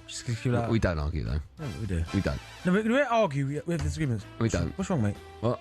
Oh, the idiot. That's the joke. How did it take you that long to work that joke out? That's why, you know what I mean? No, it's not. What's the best way to calm yourself down? I have to go for a walk sometimes. A what? A walk. Yeah. I have to go walk and just get a bit of fresh air in that. You like that bit of fresh air? Does Italian food make your Mount Rushmore of favourite cuisines? You might as well give me them. Jamaican? No, I bought it. Jamaican? Yeah. Chinese? Yeah. Japanese? What? Japanese? Well, it's just going to be Asian food, right? Okay, so it's Pan-Asian is one cuisine, is it? Okay, right, fine. Mine left. I probably would go Italian, you know? Yeah. Because don't like English food, no? No, I don't. No. Don't forget the boys will be back. I didn't bring your lunch in today. I need to do it this week. I had it anyway, didn't I? I had some fried chicken out there and some soup. I know, but you want the one I've got. Don't forget the boys will be back taking your calls at 10 p.m. tonight following a massive Premier League 7-pointer is West Ham, Nottingham Forest. On to the breakfast show. Here's another history lesson from Ray Party Parlour, this time on King Henry VIII. Poor old Anne Boleyn, she weren't so lucky, to be fair. no. She, I don't know what happened there. It was a bit of a... Is it Anne Boleyn who's buried in Sudley Castle in Winchcombe, near Cheltenham? But their relationship wasn't very good. She's the only queen who's not buried in Westminster. Oh, is that She's right? buried in... But she was beheaded. Sudley Castle. So, good night. Not a good ending for Anne. And then Jane Seymour, she died. Good night. She was beheaded, so good night. Jeez. What do you make of Henry VIII? Can I give you a little fact about Henry VIII? Yep. So you know when you wear... This is true, you can Google it. You know Whenever you say it, it means you're lying. No, I swear to you, this is true. You know when you wear a waistcoat now, the bottom button, a bit like this, is always undone? Yes. That comes from his dresser, the guy who used to dress Henry VIII.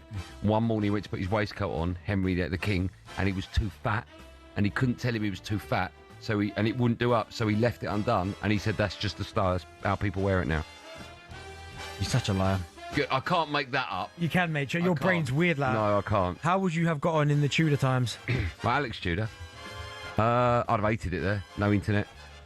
Yeah, you dated, no social media. No VPNs. Which TalkSPORT presenter would What are you make talking about? the worst king or queen? The worst king would be Billy. It's just he wouldn't say boot or goose. He just wouldn't make any decision. It'd be terrible. Yeah. The worst queen at TalkSPORT. I mean, Do you know who'd be a good queen? Joe Kingsbury. Oh my God, she'd be the best queen. Yeah. She'd be a great queen. That's a great answer. Yeah. Good answer. The Breakfast Show returns at 6 a.m. tomorrow morning with Big Alan Brazil and TalkSPORT darts semi-finalist Gabby Agbonlahor. Right, let's finish with a clip from everyone's favourite show, The Boot Room. Oh, there you go. Here's the very first opener to the show from back in September 2020. There's no particular story about this. I haven't done it yet. Wait, Jack. But listen, every week I'll be showing you a picture. Here's a prime example. We were talking about inexperience at Chelsea. Here's a prime example of a presenter getting into the hot seat with little or no experience behind him. There's no particular story about this boot or this train I've got on my foot. But listen, every week I'll be showing you a picture of what's on my feet, and I might even introduce Darren Ambrose and Alex Cook and show you what's on their feet also. So as I said, this is the Boot Room with me, Darren Bent, on TalkSPORT. So, first official Darren Bent's Boot Room. I want to welcome the co-host, Darren Ambrose there. I gave you a nice little introduction. How are you, my friend? Very good, thank you. Thanks for having me. Excited for the brand new show. Your trainers are looking well as well, so like that's a good thing for you. Gee, honestly,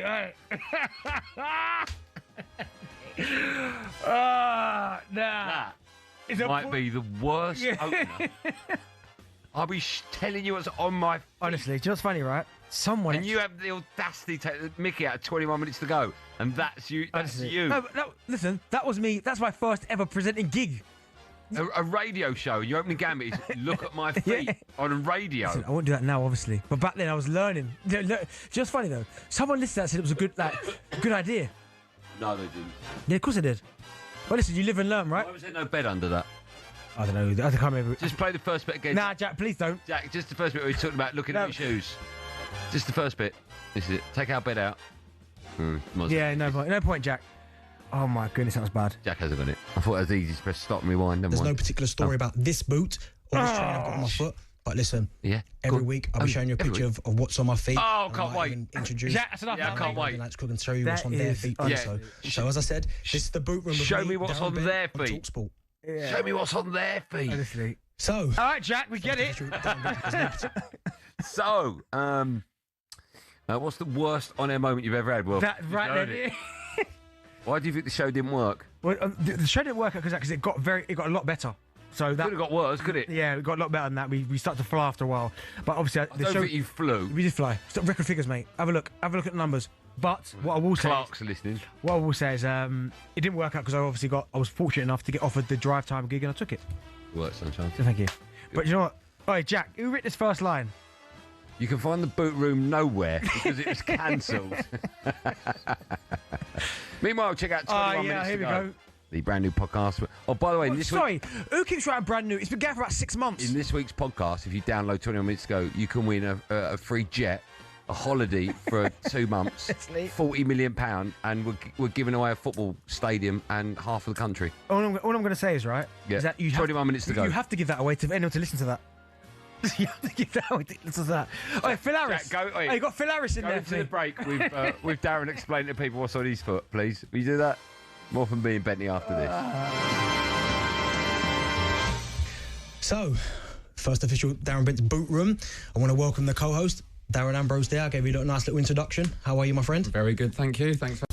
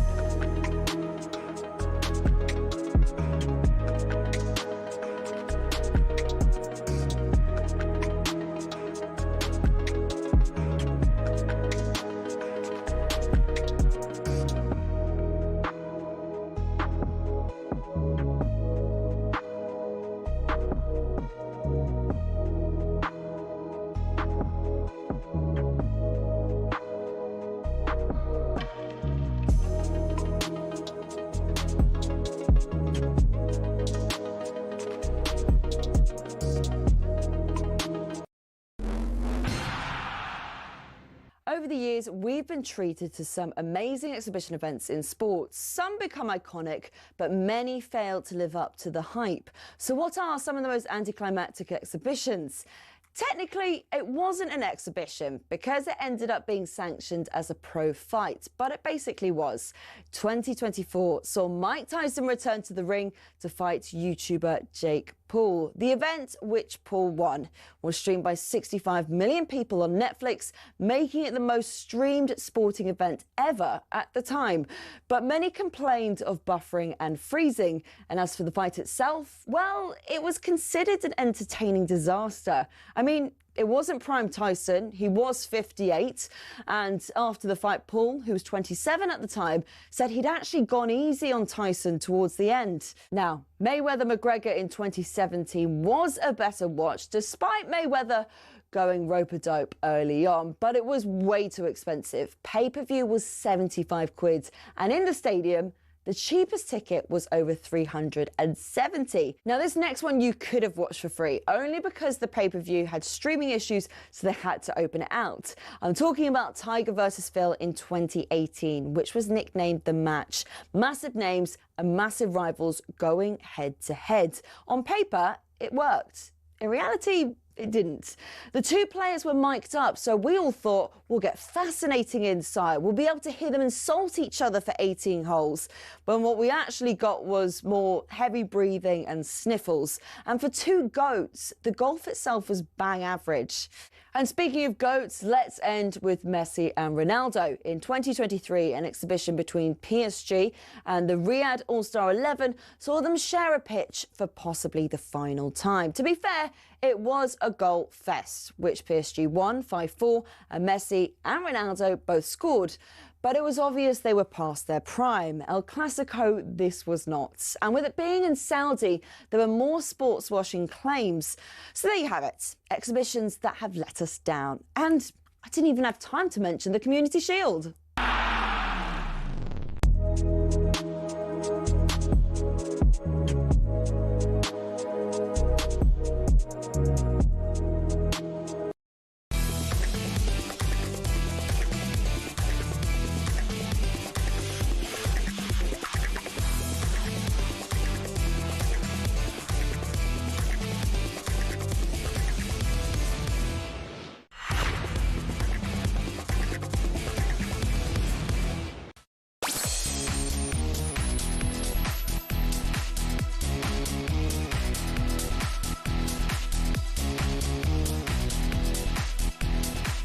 Welcome back to Last Hour Drive and talkSPORT. It's me, Andy Goldstein. Bent is here. Of course, he's alongside me. This Never is the leaves boot my room with side. me, Darren Bent, on talkSPORT. Oh, yeah. Can't wait for that.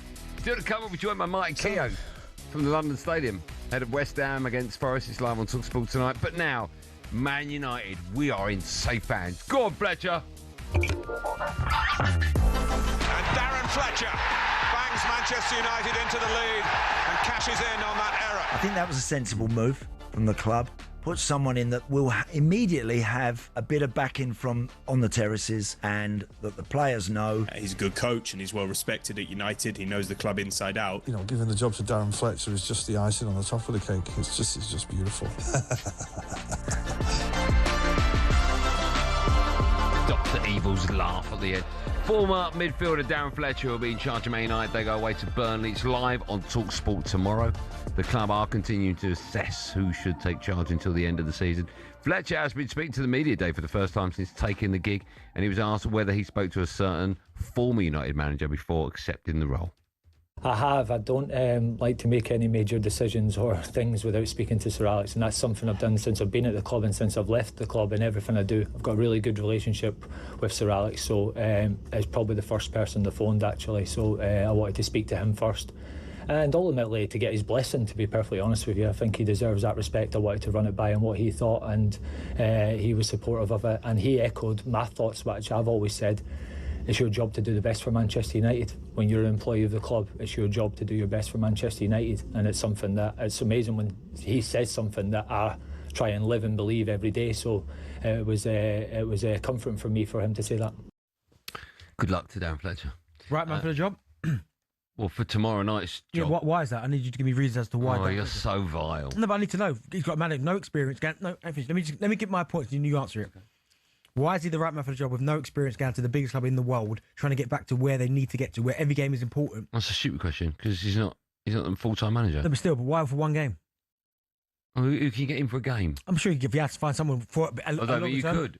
So he's the right man. He's the right man for the job. 100%. Even if he's got no experience. 100%. So you want someone managing Manchester United, even interim, with no experience?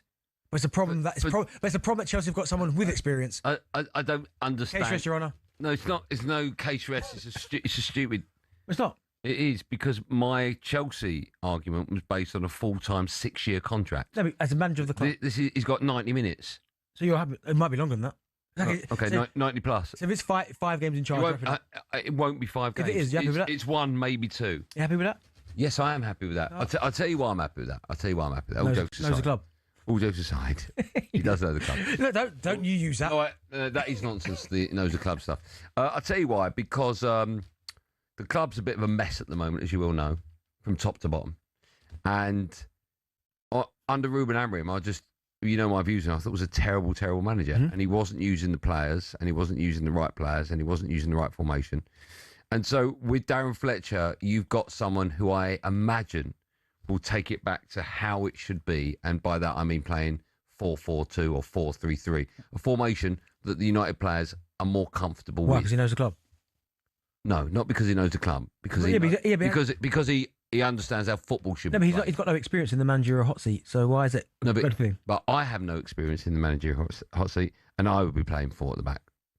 And the problem with Ruben Amorim, who was in the hot seat, had no idea what he was doing. So I am pleased that, in my opinion, someone's come into the club. It so happens to be Darren Fletcher, who will be playing Manchester United in the right setup. and that's 4 at the back.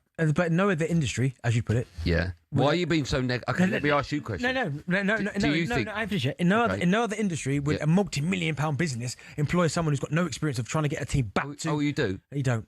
No. In lots of industries. No. That's what. In lots of industries. The boot room did it when you left. Honestly, I tell you. That's why they came off there. That there. No, but let me tell you, in the majority of industries, when a manager leaves a role, right, there will be headhunters that go out and replace him. In that time, someone steps up. We've had it at talkSPORT. It's a very common thing to happen. We have had it. Give me an example. But no, listen, you're happy with him. I like Darren Fletcher, by the way. I think he's. Do you think it's a good appointment? I think I'd rather see Man United try and get an interim in straight away as quick as possible until such time, maybe the end of the season. Yeah. Like if it's that's what they're trying to do. Carrick or Solskjaer. Yeah. Listen, I don't think that you saying that's not the answer is probably a little bit unfair, but those guys have got experience. Obviously, we know about Michael Carrick, Middlesbrough, Ole Gunnar Solskjaer's been there before, has had managerial experience. You go, okay, safe pair of hands. And when you look at the records, Ollie's wasn't that bad. No, it wasn't. About 71% win ratio. No, it wasn't that high. Come on now. Yeah, that would be the highest. I've just seen it online. That would be league form. Oh, league. Yeah. I was about to say, wow. Yeah, that's higher than Fergie's. I'll tell you. Yeah. Well, I'll tell you what my worry with it is, and I was thinking about this morning when I was listening to talkSPORT, was when you get an interim manager in. I'm not talking about Darren Fletcher. I'm talking about if he's there for 1 or 2 games. All jokes aside, if he's there for 1 or 2 games, and they bring in a Carrick or they bring in a Solskjaer, effectively from the middle of Jan, you are writing off the season. Right? You're bringing someone in who they know isn't there full time, you know isn't there full time, and it's sort of like a free ride. It's like, let's get to the end of the season. If we can nick an FA Cup, brilliant. There's less pressure to get top 5. Obviously, you want it, but it's an interim manager, so you're not expecting it. And it's almost like you're writing off half the season when you're put into this situation. Nothing United can do because they sacked the manager, and so it has to happen. But that is a concern of mine, that with half the season to go, it's already written off. Yeah. That is a concern. Well, no, I think whoever comes in and gets the job, and if it's Carrick to the end of the season or Ollie or whoever they're thinking about. What's your view on that, by the way? I always think if you haven't got the right man for the job, yeah, or if there's someone you want, but you might have to wait for him because he's maybe got a job or his job's coming to an end, then I'm all for getting an interim into the end of the season. But I always think in those scenarios, you can't really go wrong at times because they're almost in the shop window, aren't they? So if Ole Gunnar comes in and does really well, like again, Rude, look at Rude, right? Nick to Leicester moved, didn't he? Off the back of what he did at United. So that's what I'm saying. Went to Leicester, no experience and failed. Go on, carry on. Yeah, Maresca went to Chelsea, no experience, 1, 2 trophies. Got sacked. Because he yapped off. That's why. Go on. I just think for remember, I'm all for the manager going with no experience. By the way, you're the one who ain't. But then now it's your. But when Man United appoint a full-time manager, in my opinion, it has to be someone who's a big name that can take the responsibility on his shoulders. So anyone who's listening now, I don't want him to think, because I am all for the Rosinha and the no experience and him going in and getting an opportunity. You weren't. I'm not. So long term, I'm not. I don't think it works at a big club. No, it does. It has worked before. I don't think it's ever worked at a big club. What? No experience to? It has done. Name a big club. Arsenal. It hasn't worked yet. You haven't won anything. Oh, okay. Pep. Barca. Come on. No, you. All right. Okay. But that's an anomaly. If you just asked me to name one. But if you inherit that Barcelona side, you're going to do well. Okay, but that was. I can only answer the question you asked me. You can. You're right. Thank you. So, sometimes I'd rather you didn't. Huh? No, I think for Man United, stay fair advance, and then from there you see what happens. But Michael Carrick or Solskjaer, they will look at that as an opportunity to do well, because although they may not get the opportunity to manage Manchester United, it's what comes next for them. As you said, Rude gets to Leicester. Carrick went to Middlesbrough. Yeah, exactly. So you get an opportunity. So if they can go there and do well, they might not get the United job, but they'll get any job. What do you make of Darren Fletcher talking about the fact he phoned Sir Alex up first? What do you make of the fact that Sir Alex has still got such an input into what happens at the club? Is that good or bad? It's crazy. I understand with the Darren Fletcher situation, because I know that those two were quite close. Very close. Really close, yeah. I remember playing against Daz in the Victory Shield back then, and people Daz? Darren Fletcher. Daz, I mean, everyone's called him Daz. If your name's Darren Fletcher, your nickname's Fletch. No, I call him Daz. No one's ever called him Daz. I'm there for a long time, I call him Daz. You don't know Ask him, him. Daz. You don't know him. Ask Fletch. What did you Ask say? Fletch. Just say, what there you go, there's your answer. What does Betty call you? You'll say Daz. Ask Fletch what I call him. Good afternoon. Oh. Jack, prime example. One button too many. One button, prime example. Yeah. Right? Not about you, Jack. All right, one button too many. Go on. No, I think as long as he does a good job, Michael Carrick and Solskjaer. It's what happens next. So I don't think any of them will go in there and go kind of. I think they'll go in there with a point to prove, is what I'm saying. So you'll get a hungry manager. I don't know if United fans, and well, listen, the lines are open 03717222334. I don't know how you'd feel about Solskjaer coming back. I really don't. I sort of, you know, that big speech that Rio made when he was like, Ollie's at the wheel, give him a new contract, and it came back to bite him on the backside. I sort of feel that it's all not embarrassing, but it's a little bit like, oh, I've got to go through that again, have I, with Solskjaer. I love Ollie for obvious reasons. Nah, but he loves the club, man. I know he does. And the United fans love him, so I know. So I think he's in one of those scenarios where he hasn't got to. And also as well, heard Ruben Amorim talking about outside noise in terms of influence to Gary Neville's and Rio Ferdinand's and these guys, right? But they all love Ollie as well, so they're gonna they're gonna back him. Yeah. So for Ollie, he's like, okay, but just because he'd do just for the joy of managing Manchester United Football Club again. Yeah, and his hands were a little bit tired when they gave him Cristiano Ronaldo and said, you better play him. It's not a bad gift to get him, is it? It just didn't work, did it? He was too old. Got 18 goals with him. No, it just didn't work. It didn't work. Okay. Listen, United fans and football fans, but I'm guessing it's predominantly United fans. I would love to hear, I would love to hear from you. Darren Fletcher in charge for one, maybe two games. Daz. But it looks like it's going to be Solskjaer and or Carrick to the end of the season is what I'm hearing. What do you make of that? 03717223334. So much to talk about. One number to dial. Pick up the phone. You'll be next live on Drive and Talk Sport after this.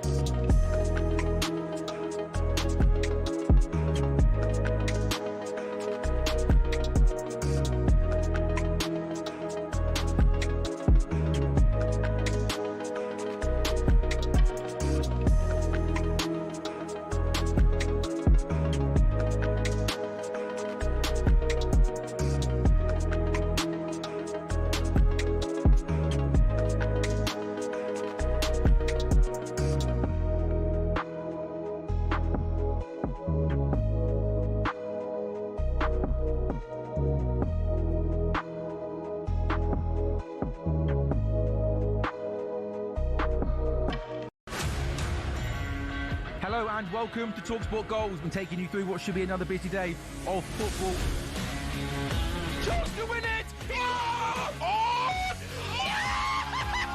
We don't need to do that, guys. I'm going to owe you an apology. How would you get to that conclusion? That's a weak mentality. Oh, get out of it.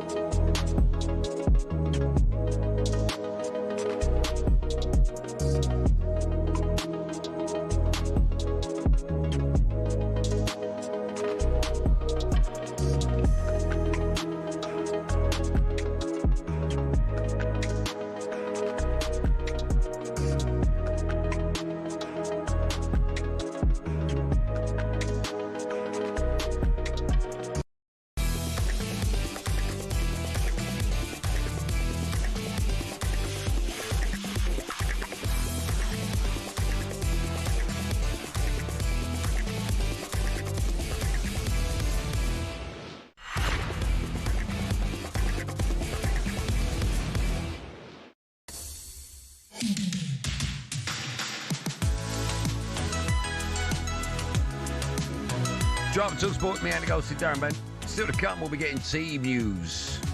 West Ham, they take on Nottingham Forest. Game you can hear live and exclusive on talkSPORT. As soon as we get it, you will hear it, so stick around for that. Just quickly, West Ham are close to an agreement with striker Callum Wilson to terminate his deal at the club. And Eddie Howe has said that he is very happy at Newcastle and played down speculation linking him to Manchester United. Right, time now for this. Couldn't believe he got a yellow card for that. The game's gone. Honestly, I've seen my Sunday League team defend better than our back line. Welcome to Sorry, not that. Moany fans on talkSPORT with Paddy Power. Right, time now to hear from Dylan Orr. You haven't told me who.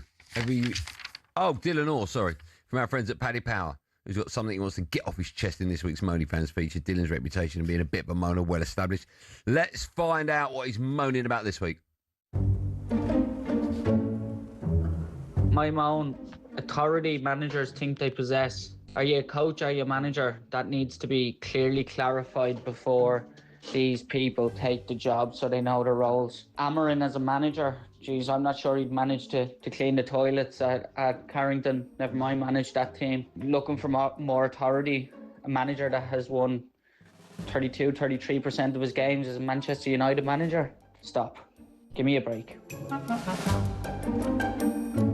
Well, Bent and I are going to see if we can outmoan the moaner with our very own complaints of the week. We've got 30 seconds each to vent. Producer Joe will tell me in my ear that I've won. Oh, sorry, no. Decide whether we've eclipsed Paddy's moaner in chief. Shall we find out? I hear you cry. Yes, we shall. Do you want to go first or second? It's up to you. Okay, I'll go first. My 30 seconds about something I want to moan about starts now. I'm moaning about the lack of shots from outside the penalty area. We saw Harrison Reed's wonder goal against Liverpool the weekend. We don't see him anymore. How about this for a little stat? Billy's done some homework for me. Oh, not you? Okay, go on. The average number of shots from outside the box per Premier League game has fallen over the last 21 years. 32% it's declined. 21 years? Yeah, I don't know why he's gone back to 2005. 20 years. Yeah, 21 years. 32%. That was the worst. 32%. A third of No, it's finished now. That's it. You'll go. Your 30 seconds starts now. So once again, I'm having a moan at VAR. How boring is that? I mean, the offside we saw at Fulham, Craven Cottage, I feel for Fulham fans as well. Verts, good goal, clearly offside. They speak about the 5 centimetre rule, which is ridiculous because everyone who could looked at the game, you look at the grass cuts on the pitch. The lines on the grass cuts? The grass lines on the pitch. Talking about? And his foot is clearly over that. So you don't need to look at the 5 centimetre rule. No, it's embarrassing. You don't, Darren. You look at the still image and it takes you 10 seconds. Not even 10 seconds. Sorry. 2 seconds. 3 seconds. He's offside. He's offside. Yeah. And he still made a rod for their own back. Embarrassing. Thanks, Joe. Time now to cross live to producer Joe, who will tell me thanks very much. I've won again. Go, Joe. Excellent. He has called it. He has called me. Yeah. Thanks, Joe. Good work. I can't hear you, Joe. He said love the stats and good point. It's not working, Joe. Well, he said great stats. Well done. There you go. I've won. That's Paddy's Moany fans for the week. 18 plus. BeGambleAware.org. Moany fans on talkSPORT with Paddy Power. This is a classic example, right, of people coming in now. I know we get different listeners and callers every hour. That someone's put his name's Yashin. But Benty, I'm an Arsenal fan. You are criticising him and pointing inexperienced manager. Are you forgetting what we do with Arteta? I've been saying for the last 2.5 hours that we did it, and I'm for that. It was tongue in cheek. Yeah, I was being tongue in cheek about 20. What you've got to remember, even though we're here for 3 hours, a lot of people aren't. Yeah, so no, I was making that point with Andy, that Arteta, and I'm happy with that. Yeah. Let's speak to Darren about Darren. Oh, Daz. It's Daz, is it? Being in charge of Man United. Hello, Darren. Hello, mate. How are you two guys? Can you take us off speakerphone, please? Yep. Oh, very rude, Andy. Yeah. Have you done it? That? Oh, that's much better. That's much better. Off you go, Daz. Yeah. Right. I've been a United supporter. Hold on, Daz. Hold on. Sounds awful. Can someone sort that out so we can get him on? That sounded terrible. Liam's Man United fan. Hi, Liam. Hello, boys. How are we doing? You all right? Yeah, that's much better. How are you, Liam? Are you all right? You well today? I'm very well. Before I start, I just want to say one of the biggest travesties ever is the fact that talkSPORT Drive has only just won its first award, because you guys are the best show on radio. I listen. I'm a courier. I'm in my van. I listen every day, and you're amazing. So that's very kind. Can I just ask, when you say we've just won an award, what award did we win? Just remind me. Just the best show ever. Best show ever award. We won the best show ever award. Yeah. Oh, thank you. That's very kind. Now you've said best show ever award. I remember it. No. Let's not argue with our listener. They're always right. I mean, if it wasn't, it should have been. So we did win an award just before Christmas, actually, for best hair product. Oh, it was the best segment. Best segment by Goldstein's hair products. Yeah. Goldstein's Golden Paste available at next.co.uk. Yeah.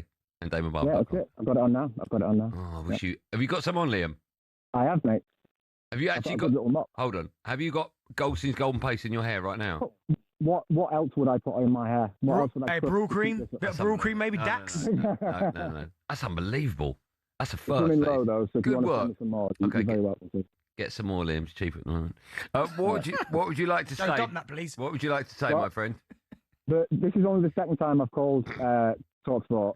First time was just before, not too long before Ollie was sacked, and Sam Matterface told me a new one, telling me how I was wrong for saying we should stick with him. But I've literally, every time we've been through a manager since Ollie, I've said we should have stuck with Ollie.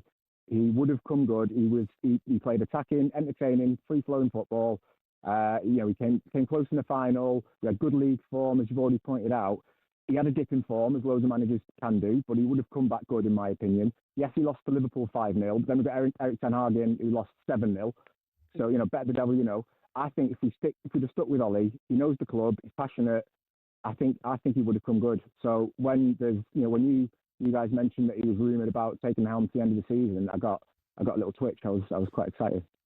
Hey, hey. I think we should leave it there. If you're getting a little twitch. Let's speak to Ryan just quickly, Man United fan. Hi, Ryan. Hi, gents. You all right? What is going on here? You got any twitches over the last 2.5 hours? I'd rather not say. No comment. Yeah, good. That's probably a better answer. What would you like to say? By the way, I've never asked a listener that question in my life. Well, there's always a first, Andy. And a last. What would you like to say, Ryan? For me, I think, yes, Ollie's all right, but I would sooner have Roy Keane, if I'm honest. Okay. I would give Roy Keane the job, and then I've got a prediction that Aston Villa won't make the top four, Man United will, and that will give Unai Emery an excuse to leave Villa. It's a genuine reason.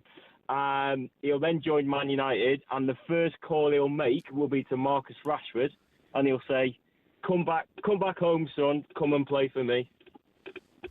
I mean, on paper, it sounds like a lovely story, but Do you know what's mad? I'm just looking at Ollie's record here, right? Thanks for your call, by the way, Ryan.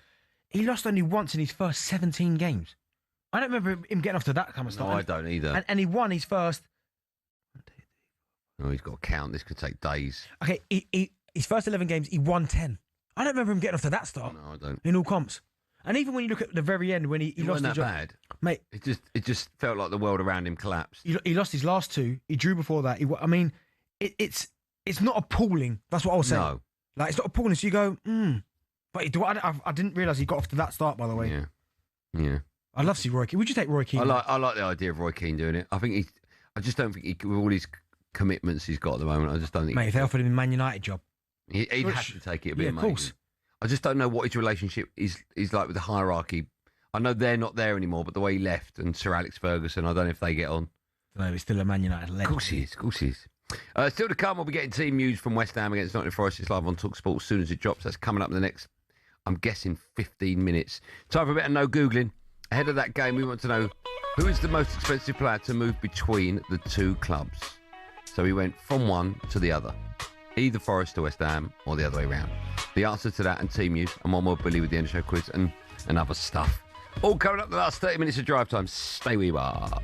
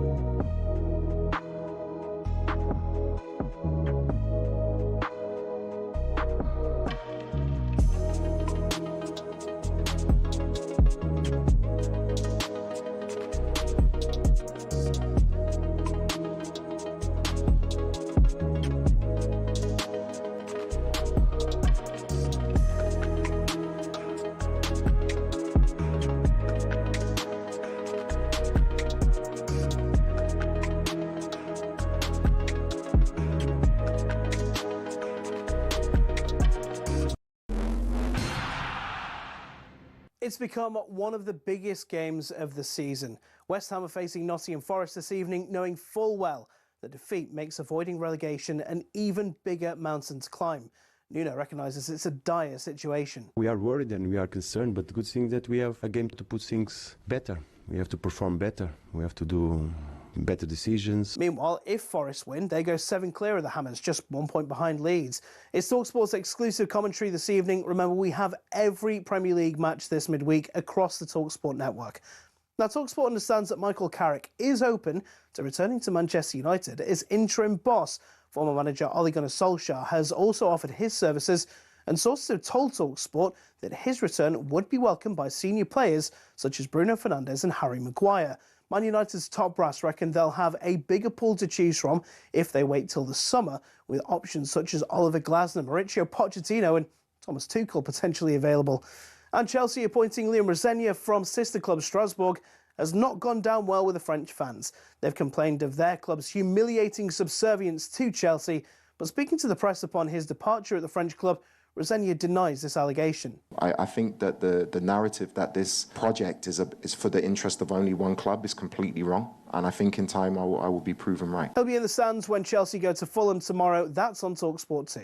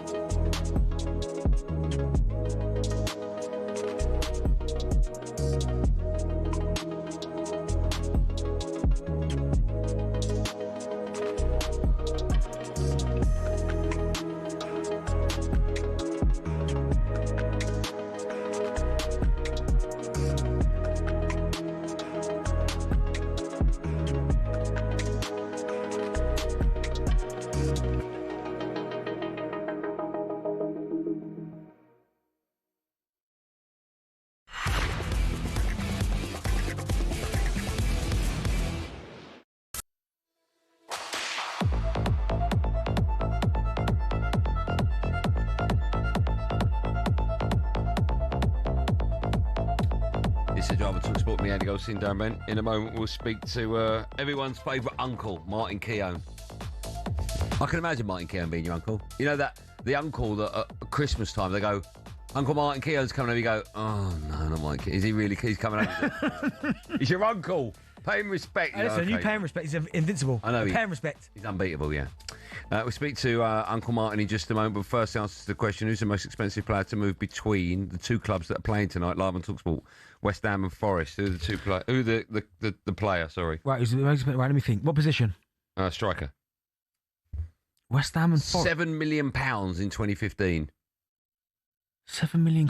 Yeah. Initials M.A. Oh, Mikel Antonio. Yeah. I'm sure he's playing on the wing for Forest. Forest, did he? And sometimes at right back. Didn't he do that for West Ham as well? He played all over the place for West Ham. For us at 7, Atlee Soyhouse, live Premier League football. As I said, Forest, they go to West Ham. Arsenal invincible. Martin Keown will be part of your commentary team for that one. Would you believe You pay him respect. He's everyone's favourite uncle. He joins us now. Uncle Martin Keown, good evening to you.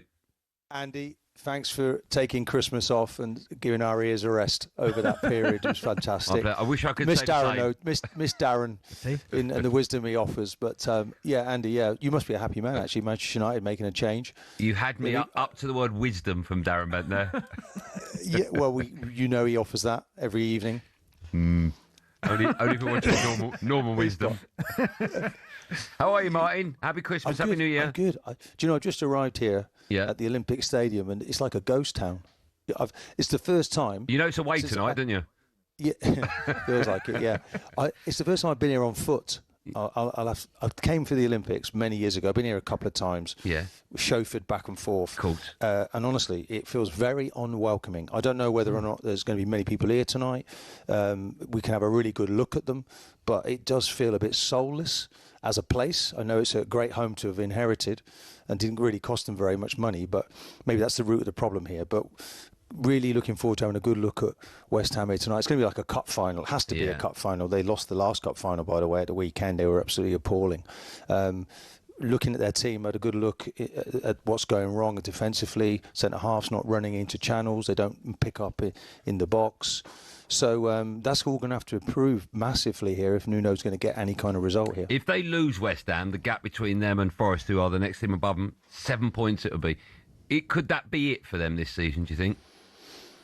Well, it's very early in the season to be talking about that, and they've got an opportunity in the transfer window to do some business. I think they've already done a little bit of business as well, whether they're going to use any of those players tonight.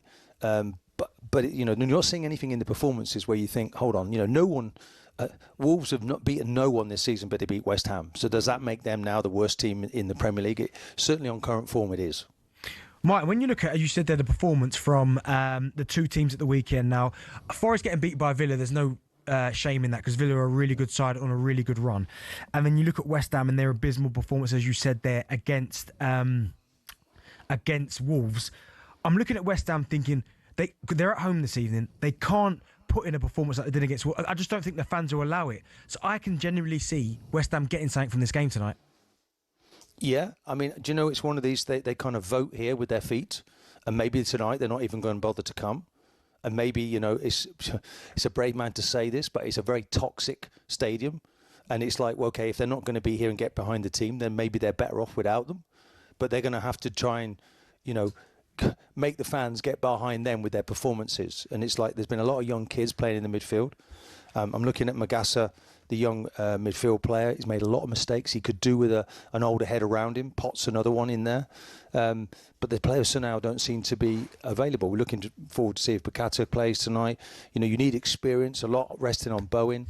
Wilson has to start tonight in these games, but you're not getting any kind of reliability, and it looks as if they look really dispirited against Wolves. So a big wake-up call for their manager. Said it's the worst he's ever felt after a match. It's looking quite dour, but I think once these West Ham fans, I mean, look, they want people who are proud of the shirt. They play for this shirt. They're proud men. They spend good money watching their team play. They've had a chance to take on board what happened at the weekend, and they're going to come back fighting. That is what this club is all about. We need to see that tonight.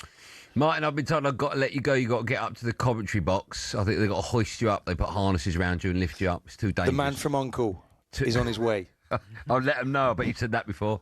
Martin, Thank always, you, Andy. Always. What will the score be tonight, Martin Keown? I think they might win this game. West Ham might win 1-0. Okay. Can't see him scoring any more goals than that. Be safe. Have a lovely evening. Thanks, Martin. Thank you, guys. Cheers, pal. Cheers, Martin. Time now to get an update on the transfer window. Transfer window update on talkSPORT with Intuit QuickBooks. Tackle your self-assessment with Intuit QuickBooks. Search QuickBooks to find out more. Right, we can start with Liverpool forward Federico Chiesa. He's attracting interest from his former side Juve. He started just one game in the Premier League this season, struggled for playing time under Arne Slot. Despite that, he has managed 2 league goals this season. Considering some of the terrible spells Liverpool have been through this season, are you surprised that Chiesa hasn't had more time? Yeah, a little bit. I mean, listen, I don't watch Liverpool week in, week out, and the Liverpool fans that I've spoke to about him said he hasn't quite been up to the level, although, as you said there, he has chipped in with a couple of goals, a couple of late winners as well, hasn't he? Right at the end of the games he has. Certainly early both winners. Early on in the season, he's nicked a couple.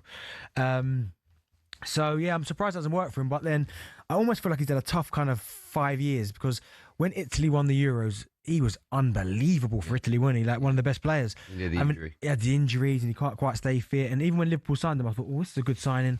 You're looking at him now. I mean, he's 28 years old. He's young, man. Yes. Really young. Really, what, 28? Yeah. Not in football. Should be in your pomp. Yeah, but he's not young, though, is he? If he's in his pomp, he's not young. Oh, I don't know. 35, 36 is old. Yeah, but no, I like him, but yeah, he probably needs to go elsewhere and start. They got him for was it like 9 million or something ridiculous they paid for him? Snip, yeah. Snip. But I'm guessing everyone knew that he's got injuries, right? Maybe. We just haven't seen the best of him in some time. No. They actually got him for, if I can, you can give me a minute? Yeah, no, don't worry about it. Keep going. We'll just make it up. Let's move on and talk about Anton Semenyo now, because the game against Spurs tomorrow will be his final for Bournemouth before moving to Man City. All parties have agreed that Semenyo would play the game against Chelsea, Arsenal and Spurs before making the move. He's due to have his medical at City on Thursday. That's bizarre, that. I was going to say, are you surprised that City have allowed, and Semenyo have allowed these games to take place? It's quite risky, right? Why would you do that? The only thing I can think of is there's a non-injury clause in there. So if he gets injured, they still got to buy him regardless. Because that's... Well, then why would City agree to that? Surely if you... But this is the weird thing about it. I don't understand why. If his medical's booked in for Thursday, why would you allow him to play in the game on Wednesday evening? I've no idea. So there's got to be an injury clause in there, because...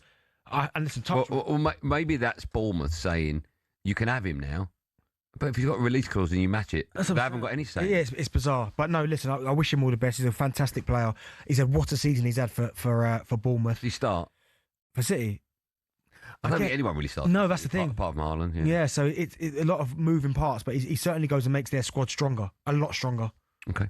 Let's finish with the Wolves striker Strand Larsen, because Crystal Palace and West Ham, they're both reportedly interested in him this month. Strand Larsen wanted to move to Newcastle in summer, only for Wolves to block the move. Listen, it's been a terrible season for him. One goal. Yeah, he scored, I think it was 14 last season. Yeah, You're a big fan of it. I mean, when you're in a struggling team, it's difficult in whatever position you're playing. Are you a fan of his? Do you know what I was? And I spoke about him last season, and I really liked him last year. And I thought this season, coming back, he'd be quite sharp. Scored 2, I think, in the Cup against West Ham. And I thought, okay. But he just hasn't been at the races. He's big physical frame. He's bullied sometimes. He tries to hold the ball up. People just shrug him off. He hasn't been a good season for him. So maybe he's someone who needs fresh surroundings. But I mean, if there was a club that needed him, I mean, yeah, Palace, Mateta, they've got Nketiah. There's options there. Ocho as well, I think is how you pronounce his name. West Ham needed another centre forward. So that's where, if I was him and I'm looking at their team, I'm going, I'm probably going to get more games. He's not going to walk in and get ahead of Mateta at Palace. That's not No. But West Ham, Callum Wilson, at the minute, they're not quite sure. They brought 2 strikers in West Ham, right? Yeah, but again, the 2 new guys from one from Lazio. Yeah. I saw that the other day. Yeah, so no, but Strand Larsen, to me, I look at him and just think he needs a fresh voice, man. And he knows the Premier League as well. Yeah. Knows it. I enjoyed that. That was all thanks to our friends at Intuit QuickBooks. Search QuickBooks to find out more. Transfer window update on talkSPORT with Intuit QuickBooks. Tackle your self-assessment with Intuit QuickBooks. Search QuickBooks to find out more.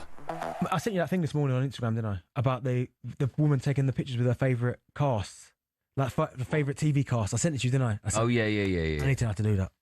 Yeah, I've got an idea for a funny version of that. This is the thing on AI where people find themselves on movie sets and then they turn around, there's another famous person. Like when again taking a picture of the Fresh Prince of Bel-Air cast and then like the Beverly Hills 90210 cast. That's incredible. Who would your Mount Rushmore cast be? Where would you go? Fresh Prince would be for one. Yeah.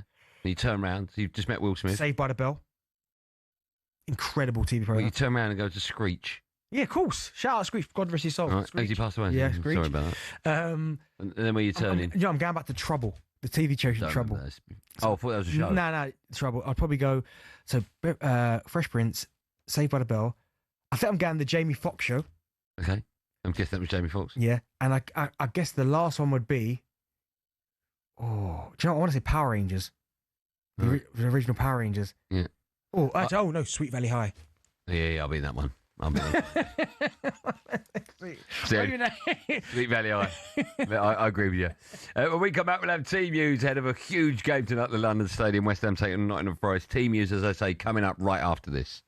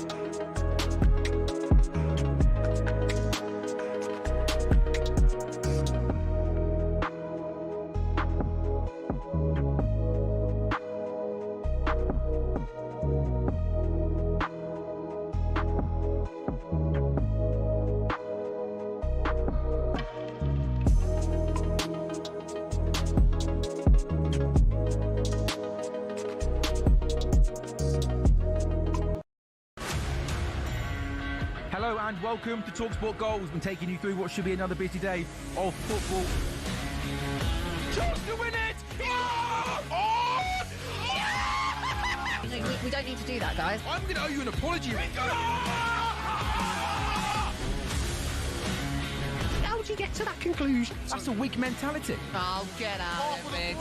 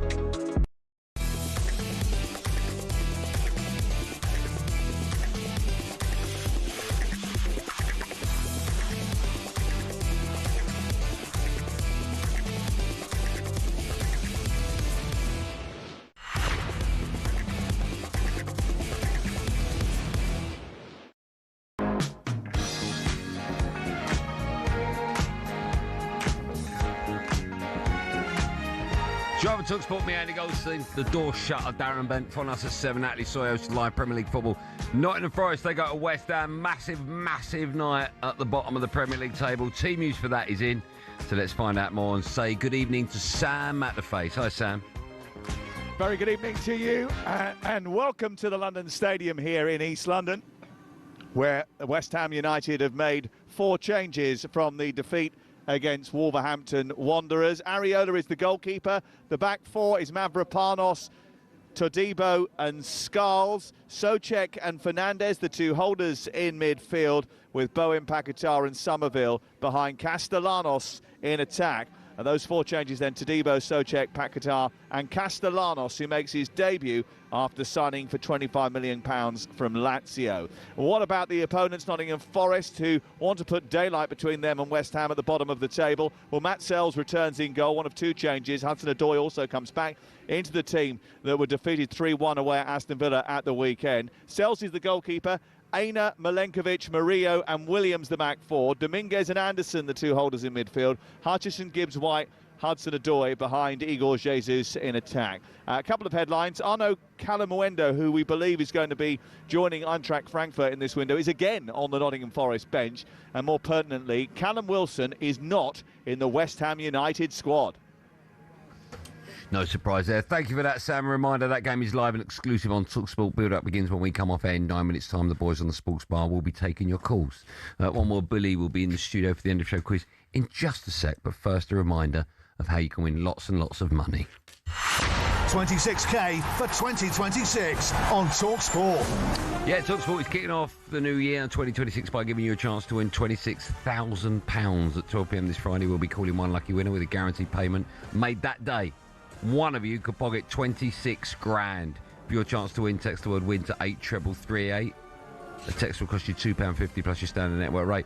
Or you can call us 0343 423 9761. Lines close at 12 p.m. on Friday. That's when you need to answer your phone. Only if it rings. UK residents only 18 plus. It's a network promotion. Full T's and C's at talksport.com/win. For your chance to win, text the word win to 83338. Good luck, everyone. Good luck. One more Billy has decided to walk into the studio. Hello. Oh, wait, one word. Right. How are you?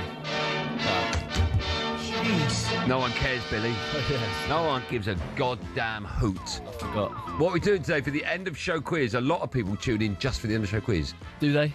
Well, some people, if they go, oh, I didn't get the show, quickly turn it on, the end of show quiz. They love it. How many people tune off, though? You'll be tuning off in a minute. Yeah, true. I've got a quick list for you. Okay. We like this. Do you want to put your phone down, Bentley? Yeah. Maybe concentrate for the next 4 minutes. Yeah, but you obviously have That's difficult. You're having a conversation with Billy, so Yeah, you know what I we're mean? having a conversation about who my new co-host should be. Well, Billy. Hey, Billy. Inexperienced? Yeah, he'd do a great job. Knows the building. Yeah. Knows the canteen. You've been chatting managers. Yeah. Last 2 days, actually. Yeah, I have, yeah. So after Wenger and Fergie, I want the top 10 longest managerial spells in Premier League history. Well, Pep, he's been at Man City like 9 years. He's number 2. Pulis. No. Obviously, David Moyes. I absolutely Do you detest mean at one club? Yeah. David Moyes. One continuous spell. David Moyes is number one, other than the top two, obviously. 11 years and 3 months at Everton. Come on. I'll give you the first two. Klopp. Number 3, 8 years and 8 months. Yeah, well done. Thanks. Pretty good. Right, I'm thinking. Somewhere down the bottom, isn't it? Hey, now how long's Eddie Howe been? I know it's not that long, but. Oh, yeah, stick him here. Oh, hold on. Dyche, Burnley.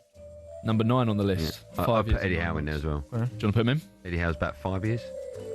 Oh, no. He's not on the list, though. Shock, I'll let you see what happens. I think he's getting up there, but he's not on the list. Oh, I didn't ask for your opinion. Oh, yeah. Right. You can find me in the goal. I'm thinking. Hey, Arteta.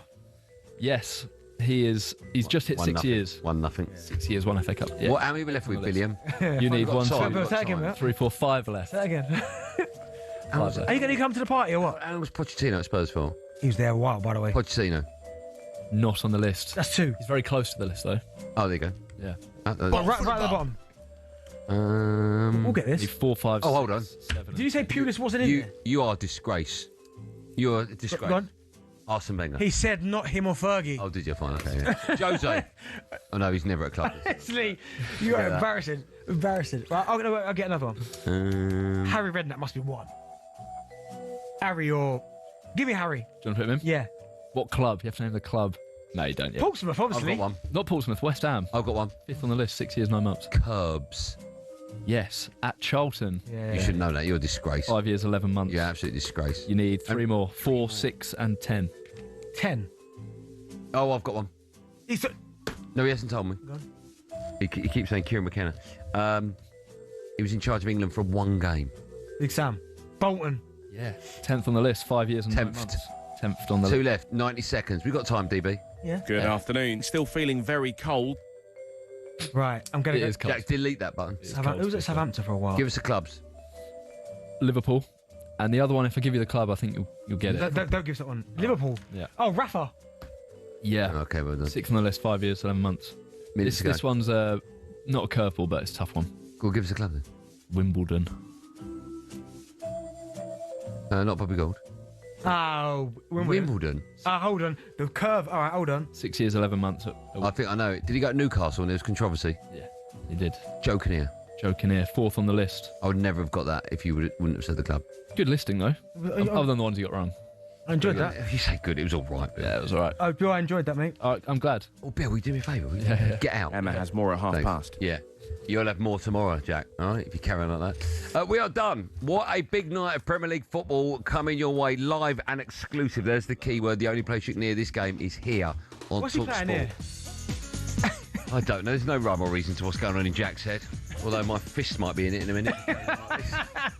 It's a big game. It's live from the London Stadium. It sees West Ham against Nottingham Forest, live and exclusive on talkSPORT. Build-up begins in about 2.5 minutes. Stay where you are, and then the boys on the sports bar will be taking your calls. We'll see you tomorrow at 4 o'clock for more of the same. Have a lovely evening. Be safe, everyone. Be safe. It hurts, and I am too sexy for Milan, too sexy for Milan, New York and Japan. Good afternoon.